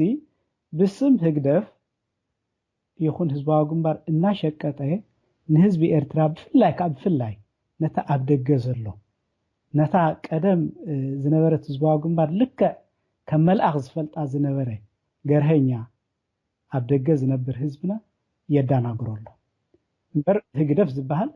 እውን ብግብሪ የለን ህግደፍ እኮ ህላዊኡን ክስታን ክትፈልጥ ትኾንካ እቲ ሃገራዊ ቻርተር ናይ ህግደፍ ምርኣይ ማለት እቲ ሃገራዊ ቻርተር ኣብኡ ሰፊሩ ዘሎ መትከላት ንባዕሉ እቲ መሪሕነት በብግዚኡ ክቅየር ከም ዘለዎ መሪሕነት እንተደኣ ነዊሕ ጸኒሑ ብስልጣን ናብ ብልሽውና ገጹ ከም ዘምርሕ ብግልጽ ይዛረብ ማለት እዩ እቲ ዘሎ ኹነት ኣብ ዓድና ከዓ ነዚ ብግብሪ ዝጠሓሰ እዩ ማለት እዩ እስከ ሕፅር ኣቢልና ሕጂ እውን ንእሽተይ ኣብ ኣኸልናሲ እንተቲ ህዝቢ ካብቲ ናይ ቀደም ዝሓሸ ክብ ዝበለ ንቕሓት ኣለዎ ኮይኑ ስለምንታይ ነቲ ኣብ ልዕሊኡ ዘሎ ዓማጺ ዝኾነ ስርዓት ንቕይሮ ዓቕሚ ዘይብሉ እዚ ሕጂ እንታይ ተሪፉ ዘሎ እሱን ሕጂ ዘዛርብ ዘሎ እተን ብታሪኽ ቃለሳት ጸንሓ ውድባት ማለት ናይ ተጋድሎ ሓርነት ካብ ሜዳ ተሰዊጋ ምስ ወፀት ኣብ ዝተፈላለየ ውድባት ንባዕለን ተፈናጪለን ከም ውድባት ቆይመን ጸንሓ ዓቕመን ገብራ ጸኒሐን በዚ ክምስገና ዝግበአኒ ማለት እዩ እንተኾነ ግን ነቲ ድሌት ናይ ህዝቢ ኤርትራ ኣመስኪረን እንተልና ግን ትመልሲ ኣያመስከራን እዩ ማለት እዩ ስለዚ ሓደ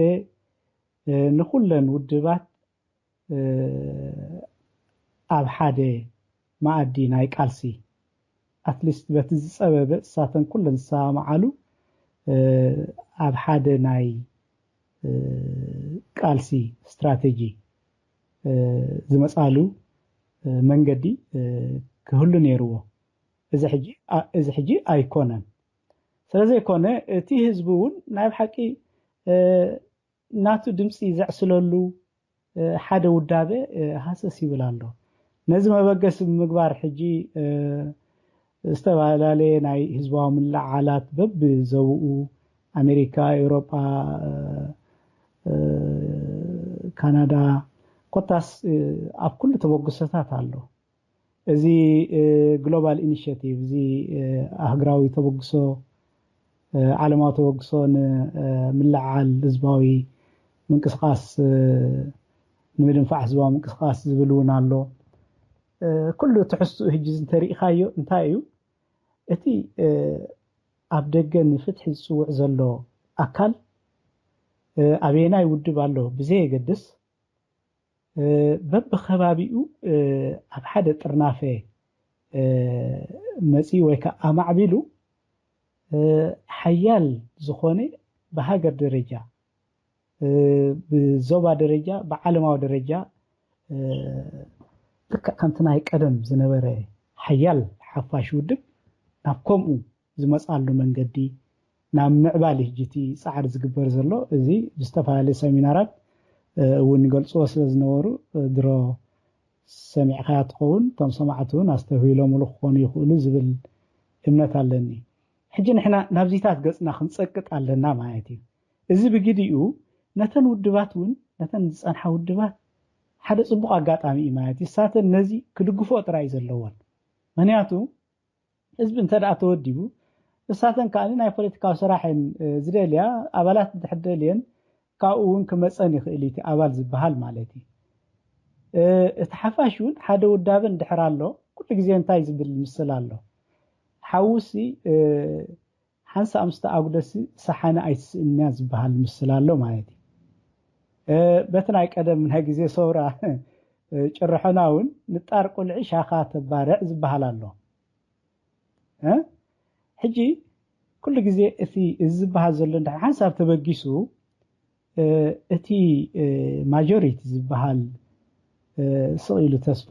ቆሪፁ ኣብ ገገዝኡ ኣፅቂጡ ዘሎ እሱ ወፂኡ ንኽፅንበር ዕድል ክረክብ እዩ ማለት እዩ እዚ ይጎዲልና ዘሎ ናይ መሪሕነት ደረጃ ማለት እዩ ትኽክል ምናልባት ሕጂ ነታ ስኒትና ትብል መርበብ ሓበሬታኻ ካብ ምርኣይ ገደፍኮን ማለት ምዝናትካ እውን ሓደ ዘሎ ስንክልና እንታይ ምዃኑ ትፈልጥ ተጋዳላይ ስለ ዝኾንካ እቶም ሓገዝ እዞም ኣብ ኣካለ ጽጉማን ወይ ከዓ ኣብ ከሰላ ዝርከቡ ስንኩላን እውን ብዙሕ ግዜ ኣይንዝክሮም ኒና ከም ሓቂ እሞ ኣብኡ ንስኻ ስለ ደውፃኻዮም እቶም ናይ ስንኩላን ክትምስገን ይግባእካ እዩ ሕጂ ምናልባት ምስቲ ዘለኒ ግዜ በቐጥታ ናብታ ሎም መዓልቲ ካብቲ ምሳኻ ክራኸብ ከለኹ ካሓተካ ደስ ዝብለኒ መዓልቲ ሓርበኛታት ኤርትራ ንምዝካር ድብል ኣብኡ ኣብቲ ናትካ መርበብ ሓበሬታ ተለጢፉሎ ንስኻውን ባዕልኻ እውን ናቱ ኣካል ምዃንካ ናይ ተፃውዒት ካብቲ ናይ ምስኡድ ሊንክ ወይ ተተሓሓዘ ቪድዮ ናይ ዩቲዩብ ክረአይ ይከኣል እዩ ስለዚ እንታይ እዚ መዓልቲ ሓርበኛታት ክትብሎ ደሊኹም ዘለኹም ማለት ከም ትፈልጦ እዚ ሰውራ ኤርትራ ንህዝቢ ኤርትራ ናፃ ካብ ትሕቲ መግዛእቲ ከም ደውፆ ሓቂ ኩሉ ሰብ እውን ኣፍ ልቡ ደረቱ ነፊሑ ብዛዕባ ዘሎ ህሉ ኩነታት ክካታዕ ክበኣስ ዝኸኣለ ወይ ክዕረቕ ዝኽእል ኣብዛ ሓዳስ ኤርትራ እዚኣ እዩ ግን ከምዚ ስውእ ሓርበኛ ተጋዳላይ ስንኩል ውፉይ ሓፋሽ ሓበራት ምስጢራዊ ሰልፊ ገለ ዝብል ቃላት ዝቕሉ ነቲ ህዝቢ ኣሉታዊ ስእሊ ገይሩሉ ገዲፎ እሞ እዛ ሓርበኛ ትብል ቃል ሕጂ እውን ገና ምልዓላሲ ከመያ እንታይ እያ ሓሳባትኩም እስኪ ግለፀለ ኣብኣ ጽቡቕ ኢንፋክት እዚ ብጣዕሚ ገፊሕ ኣገዳሲ እዋናዊ ዝኾነ ኣርእስቲ እዚ ኣልዒልካ ዘለኻ በዚ ኣጋጣሚ እዚ እውን ነቲ ገና ብዛዕባ እዚ ዘይሰምዐ ዘሎ ሰማዒ ኣፍልጦ ንክህልዎ ይሕግዝ እዩ ማለት እዩ እዚ ናይ ማሕበር እዚ መዓልቲ ሓርበኛታት ዝበሃል كميل مسي إذا حساب من قليتو حبتنا قدم حفاش ودب ناي إزباو جنبار حرنة إرترا زنبرت هجي مقماطة أب هاجر أمريكا زلو حفتنا كيكي صقاي زنقلت حسابي كيكي صقاي مالت بعالتي بيتو نسو برهانة تسفاريام ودبالي لها برهانة تسفاريام كم ناي كتما وفوي ناي أبال هزباو جنبار كوينو ناسرع خلو بإيد صلاقي أب ندافراس أب مأسرتي هو تزحلفه حاربينيا مالتي أجي بعلت بيتو أبز وانزي دقو ندعبيت أب سدة تركب معلت حربينياتات سلم تايزي بالناز بالحطو أب استفالالي أقاطاميتات نستفالي وبصوت تلعلو اللهم نيرام هنياتو أب زخونة بوتا أب زخونة عد زخود كوسي ألو سلمتاي معالتي حربينياتات أب إرتراخ زي هلو إلا تلعل إنفاكت زحطوزي قدمون نتوم سبا سلطان ناي منقستون أرعيلات اللون كم زنبرت تحبر يا معايدي حجي نحنا بزح قدي قورنا لنافت مجمرة دحارقن وانتا أنا نحنا معالتي سواتسي كم أخل قرنا نوصدون يرنا معايدي دحار مسستوهالنا اللوغن እቲ መዓልቲ ሓርበኛታት ኣዝዩ ሰፊሕ ዝኾነ ትርጉም ዘለዎ ነቶም ብህይወት ዝሓለፉን ነቶም ህልዋትን ዘጠቃልል ኣገዳሲ ኣርእስቲ ምዃኑ እሞ ኣብ ኩለን ሃገራት ብፍላይ ከዓ ኣብ እቲ ምዕቡል ዓለም ዝኽበር ምዃኑ ከዓ ኣስተብሂልና ማለት እዩ ስለዚህ ሕጂ ንሕና ነዚ ርእስቲ ዝምበኣር ከነጓሳግሰለና ኢልና ወሲልና እቶም ነዚ ጉዳይ እዚ ዘሰላሰልናዮ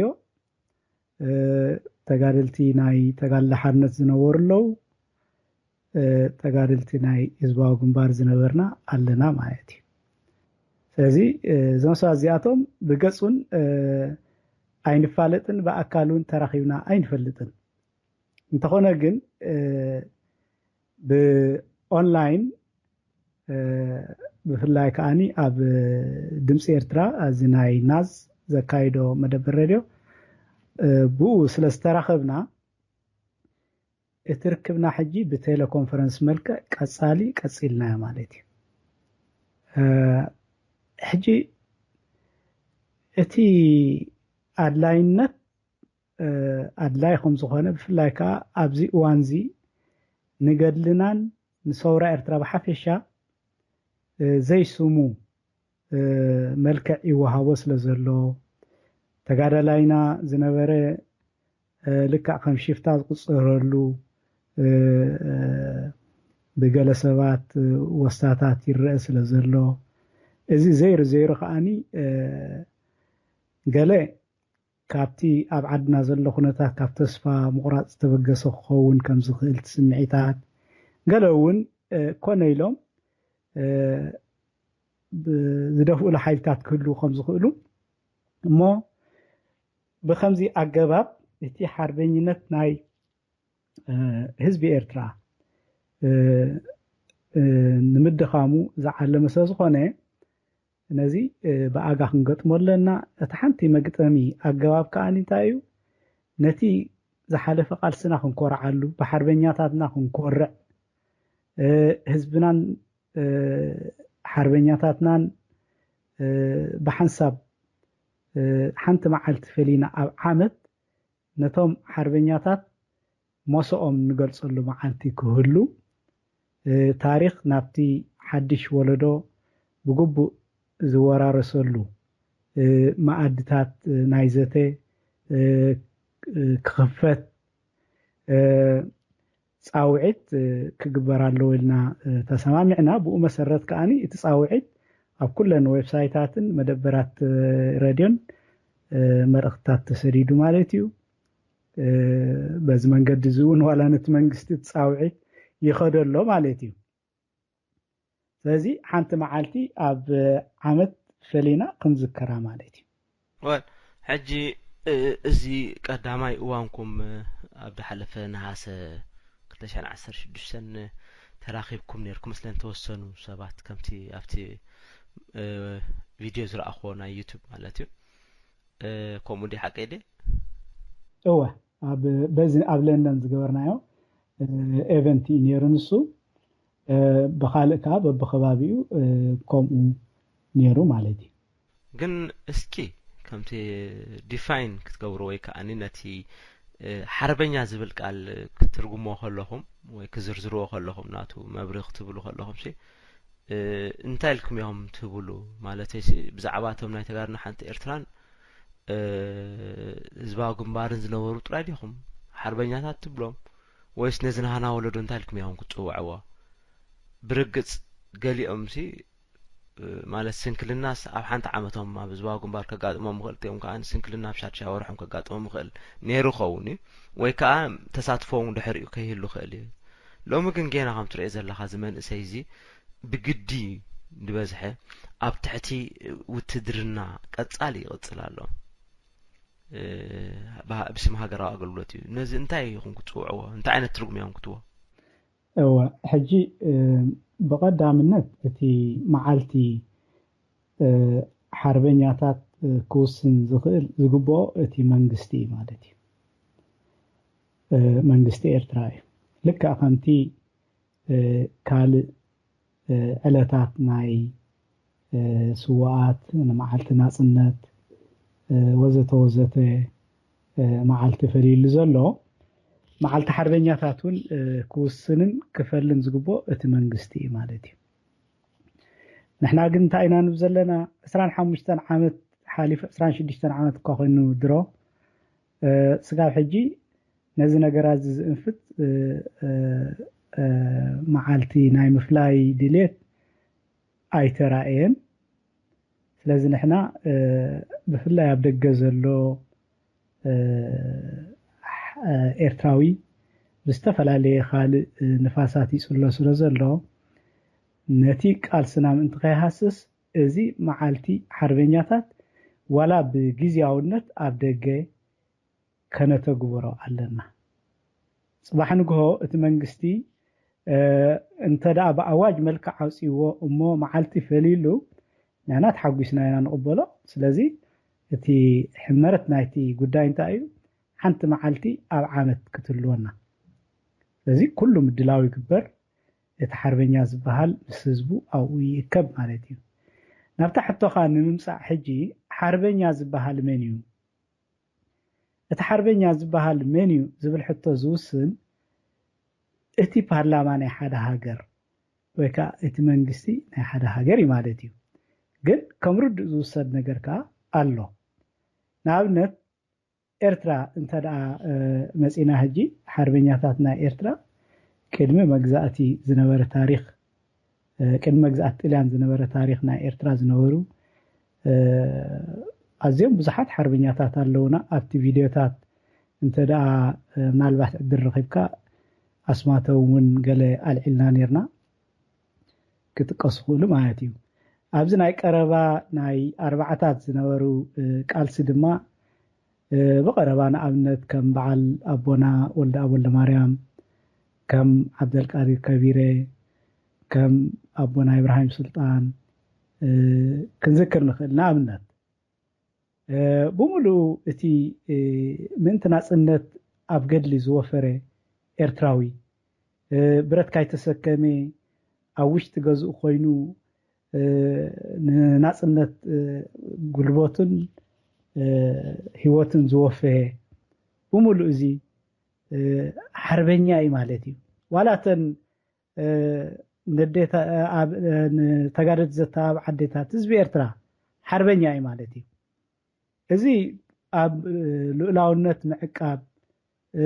ብረት አልዒሉ ደው ሃገር ዝሕሉ ዘሎ በሙሉ ሓርበኛ እዩ ስለዚህ ሓርበኛ ዝብል ሰፊሕ ኣምር ዘለዎ እዩ ማለት እዩ ነቶም ብህይወት ዝሓለፉ የጠቃልል እዩ ነቶም ዘለዉ የጠቃልል እዩ ማለት እዩ ሬድዮ ኤረና ሬድዮ ኤረና ካብ ከተማ ፓሪስ ዝመሓላለፍ ብኤርትራውያን ጋዜጠኛታት ዝዳሎ ነፃ ሬድዮ እዩ እንታይ ትስክፍታ ከም ዝርዳእኒ ሓርበኝነት ናይ ውግእ መንፈስ እዩ ዘለዎ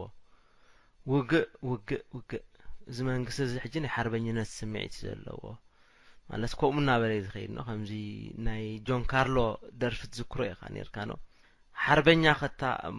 እናበለ ክዛርብ ከሎ ጽፍጽፍ ከም ገመድ ጠይዊ ከም ስልኪ ገለ ዝብሎ ከምታት ነው ሕጂ ትጎስዋሳት ብምሉእ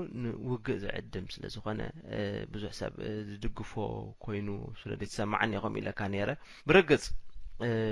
ሩሑቅ ይከድና ጎረቤትና ሃገር ኢትዮጵያ እንተሪኢና እናታ አርበኛ አባት አርበኛ ዝባሃሉ ኣለዎ ደቂ ተባዕትዮን ደቂ ኣንስትዮን ማለት እዩ ጅሳቶም ይዝከሩ ትውግእ ዘካየድሉ መዓልቲ ድበዝሐ ብፍላይ ምስ ውግእ ዓድዋ ተተሓሓዘ ንጣልያን ዝሰዓርሉ እዋን እዮም ዝገብሮ ማለቶም እዩ እዚ ዕለት መሪፅኩም ኣለኹም ንስኹም 16 ኢልኩም ማለት ብዙሕ ተዋቃዕ ነገራት ኣሎ ወይ ለይ ዳሓስብ ምክንያቱም ሓደ ምስቲ ቀዳማይ ክንኣቱ ኸልና ድበልና ብዛዕባ መቃም ማሕበር ስንኩላን ኩና ተጋደልቲ ኤርትራ ማስኩቴ ተርኢና ኮይና እቲ መንግስቲ ነታ ሓሳባት ወሲዱ ጨዊዎ ስለዚ ማስኩቴ አካልናቱ ኮይኑ ተሪፉ ማለት እዩ ሕጂውን ነዚ ናይ ሓበንን ኩርዓትን ህዝቢ ክኸውን ኢልኩም ተሓስቦ ዘለኹም ብኡ በት መንግስቲ ተኣውጁ በቲ ሓደ ሸነኽ ከኣን ወላ ፓርላማው ተድህሉ ነይሩ ቋም ተድህሉ ነይሩ ተበግሶ ንሶም ክወስድ በት መንግስቲ ጥራይ ዲ ክግበር ደለዎ ወላ ውልቀ ሰባት ክገብሮ ይክእሉ እንዲኦም ብዝኾነ ናብ ታዕለት ክመልሰካ ታዕለት 16 ጽባቕ ኣለኹ 16 ነሓሰ ሸውዓተ ነሓሰ እወ ሸውዓተ ነሓሰ ተመረፀትሉ ተደተጋጌ ምስ ውግእ ሓድሕድ ዳይረፈሉ ወይ ጠጠው ደበሉሉ ህዝቢ ብናይ 74 ተተሓዘ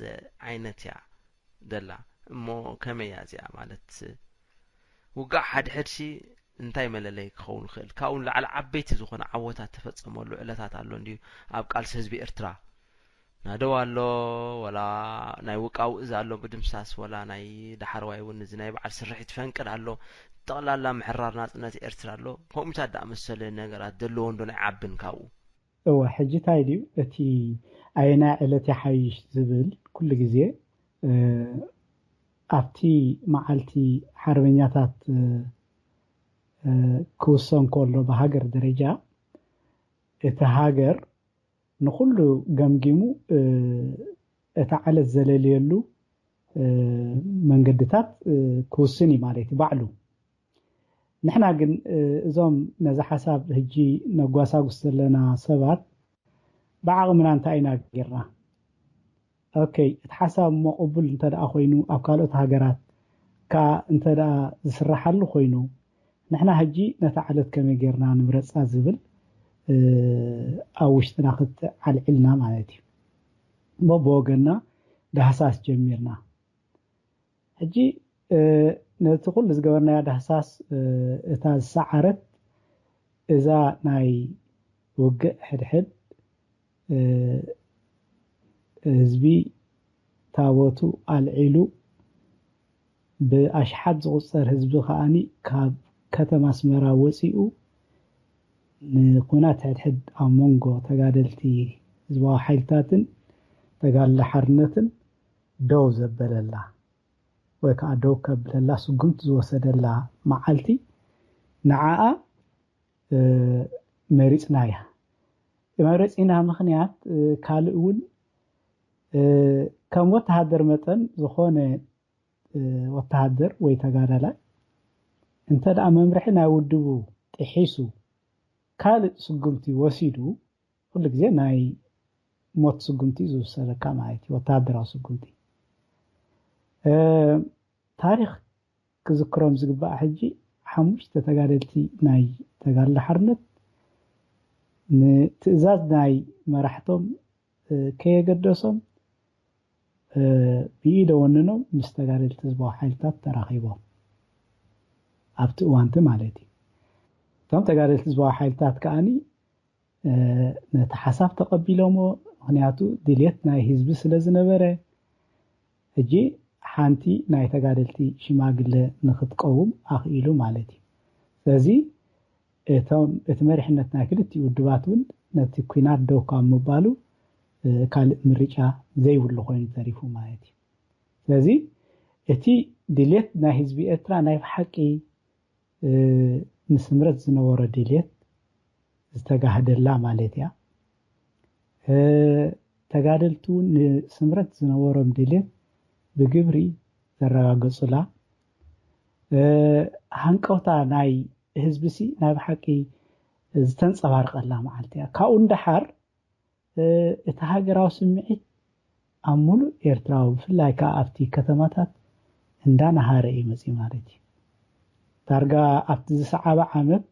ቁፅሪ ናይ ክልቲኦም ውድባት ካብ 1-2,000 ዝነበረ ዳርጋ ናብ 10ታት ኣሽሓት ክሳብ ናብ ምቁፅፃር ስእኖ ደረጃ ብዝሒ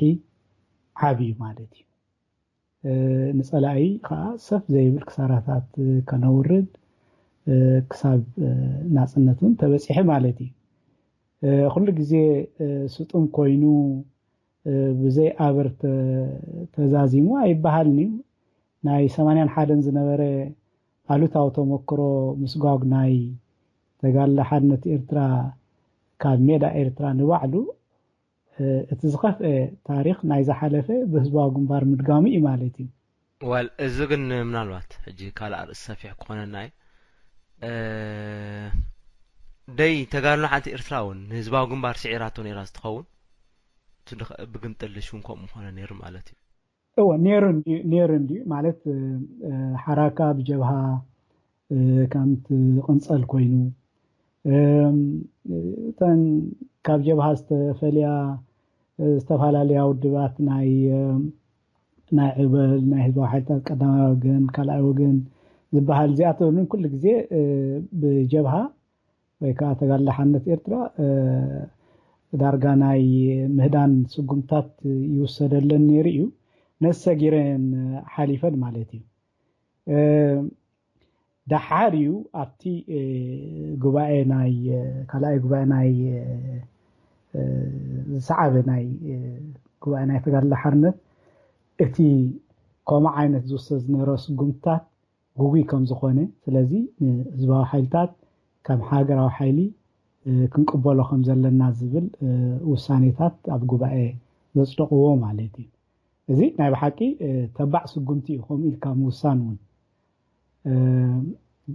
ዝተረፈ እቲ ብብረት ብሓይሊ ናይ ምፍታሕ ስጉምቲ ብጀብሃ ነይሩ እዩ ዋላ ህዝባዊ ግንባር እውን ተደጊሙ ማለት እዩ ሕራይ ምናልባት ብወገነይ ዝነበረኒ ንሎሚ ዝሓሰብኮ ኣርእስቲ ሓይሽ ካብ ዝድወሓደይ ነይሩ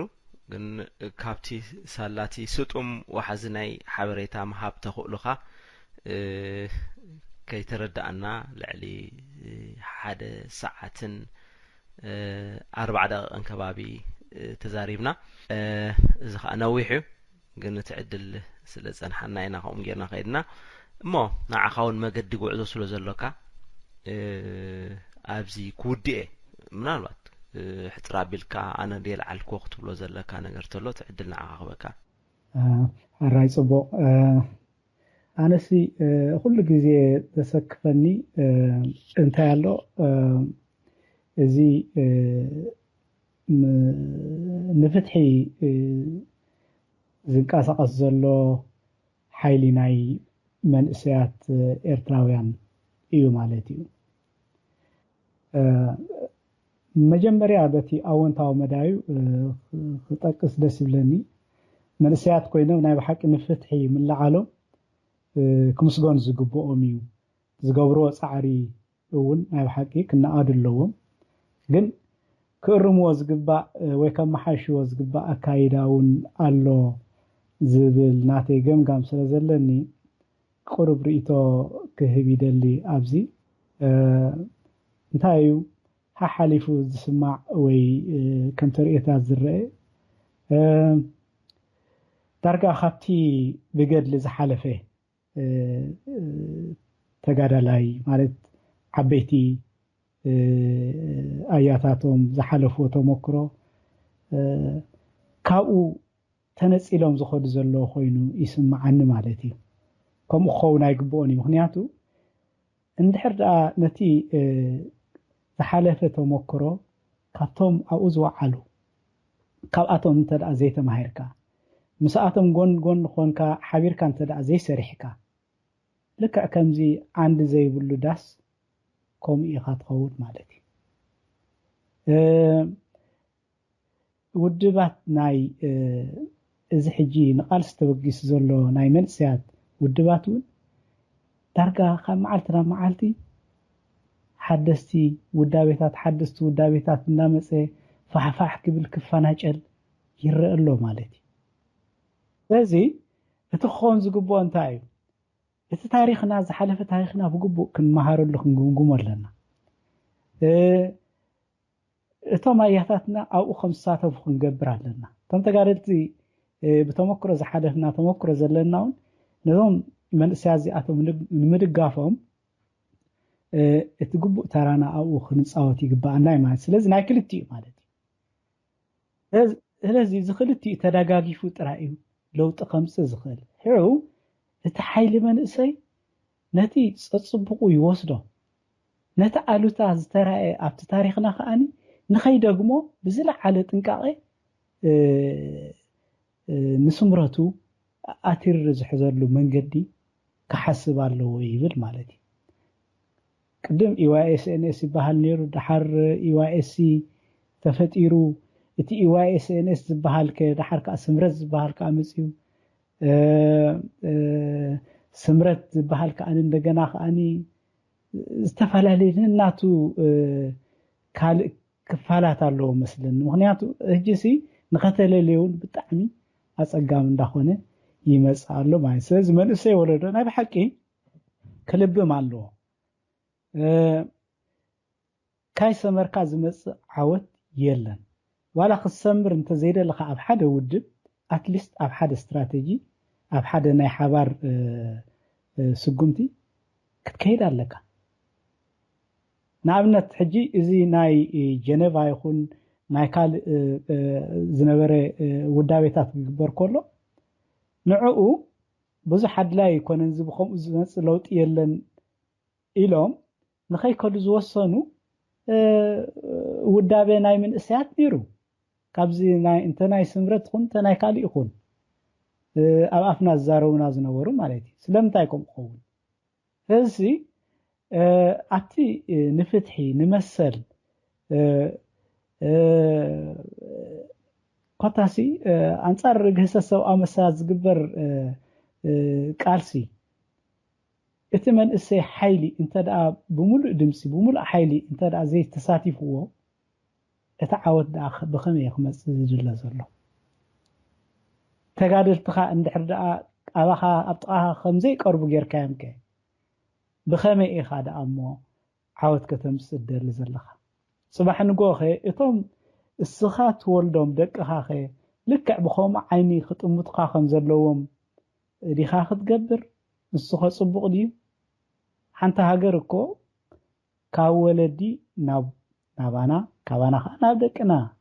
እንዳኾነ ይኸይድ ዘሎ ካብ ውሉድ ወለዶ እናተተኻኸየ እዚ ተሞክሮ በብሉፅ እንዳወሰድካ ኣረጊትካ እንዳደረብካ ይኸይድ ዘለዎ ስለዚ ኣብዚ መንእሰያት ዛለባ እዚኣ ክሕልፈሎም ብጣዕሚ ደስ ይብለኒ እቲ ኩሉ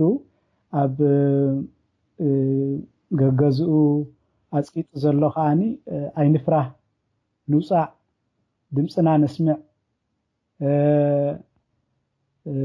ንመሰልካ ምልዓል ሓጢኣት ኣይኮነን ስለዚ ኣጆኹም ክብል ይደሊ ንኩሎም ብፆተይ ኣብ ኩሉ ዘለው ውሽጢ ይኹን ኣብ ደገ ራይ ዝኸበርካ ኣቶ ዮሃንስ ፀጋይ ገዲም ተጋዳላይ ህዝባዊ ግንባር ሎሚ ድማ ከም ማንም ሰብ ኣብ ሃገረ እንግሊዝ ብሰላም ትነብር ዘለኻ ስለቲ ግዜኻ ወፊኻ ዘለካ ህሉ ውህሉል ተሞክሮታት በሙሉእ ብምክፋል ብብዙሕ ዓይነት ኣብነት ዝኾነ ህይወት ድማ ንኻልኦት ኣርኣያ ብምዃንካ ካብ ልብ የመስግነካ በዚ ኣጋጣሚ ኣነ ከዓ ምሳኻ ሓቢረ ህዝቢ ኤርትራ ኣብ 2017 ነባሪ ሰላም ክረክብ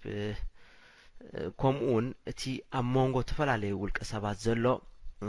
ዘይምርዳእ ምክብባር ሓድሕዳዊ ምክብባር ተሓወሶ ልዕሊ ኩሉ ድማ ነቲ ኣቐዲሙ ዝሓለፈ ሰውራ ኤርትራ ዘናእሰ ቆናፅብ ዘይኮነስ ወይ ከዓ ከምዚ ኣዝዩ ስምዒታዊ ዝኾነ ጅግንነት ዝመስል ግና ከዓ ሽነት ዝኾነ ካልእ ጉዳያት ናይ ባንዴራ ይኹን ከምኡውን ብዛዕባ ንሃገራውነት ኣናእስካ ምርኣይ ብምሉእ ብሓፈሻ ዝተርፈሉ ዓመት ክኸውን ኣክንዱ ድማ ንቕድሚት ዝሰጎመ ሕቶ ማዕርነትን ፍትሕን ህዝቢ ኤርትራ ብስልጡን ኣገባብ ዝዳነየሉ ግዜ ክመጽእ ትምኒተይ እናገለጽኩ ንኹሎም ሰማዕቲ እውን ሓዊሰ ርሑስ በዓል ልደት ፈረንጂ ከምኡ ከዓ ርሑስ በዓል ልደት ሓበሻ ኣብኡ እኳ ክንረኸብ ኢና እዛ ትመጽእ ዘላ ዓመተ ሰላም ረሃዋን ይግበረልና እናበልኩ ክፍል ደስ ይብለኒ ንዓኻ ከዓኒ ኣብቲ ኩሉ ዘለካ ሕጂ ፍላይ ካብዛ ሓፃር ግዜ ናይ መንገሻኻ ከዓ ግዜ ስለ ዝወሰድኩልካ ካብ ልቤ ደጊመ ዘመስግነካ የቐኒለይ ኣነ እውን ንመላእ ህዝቢ ኤርትራ ርሑስ ልደት ክብል ደሊ ርሑስ ሓድሽ ዓመት ይግበረልና 2017 ዓመት ፍትሒ ዓመት ሰላም ተፈላለዩ ዘሎ ቤተሰብ ኣብ ሓደ ዝፃናበረላ ዓመት ክትኮነልና ዘለኒ ልዑል ተስፋ ትምኒትን በዚ ኣጋጣሚ እዚ ንኩሉ ክገልጽ ይደሊ ረድኤ ኤረና ብምልእኹም ኣባላት ከምኡ እውን ተሳተፍቲ ብልቢ የመስግን ብፍላይ ከኣቶም ካብ ግዜ ናብ ግዜ ትሕዝቶ ብምብርካት ከም በዓል ስና ሓርማዝ ካልኦትን ናይ ብሓቂ ትምህርናን ተዘናግዑናን ኣይትተሓለሉ ቀጽልዎ ካልኦትን ብዙሓት ሰዓብዎ ነዚ ነገር እዚ ክብል ይደሊ ማለት እዩ የቐኒለይ ተቐኒልና ሬድዮ ኤረና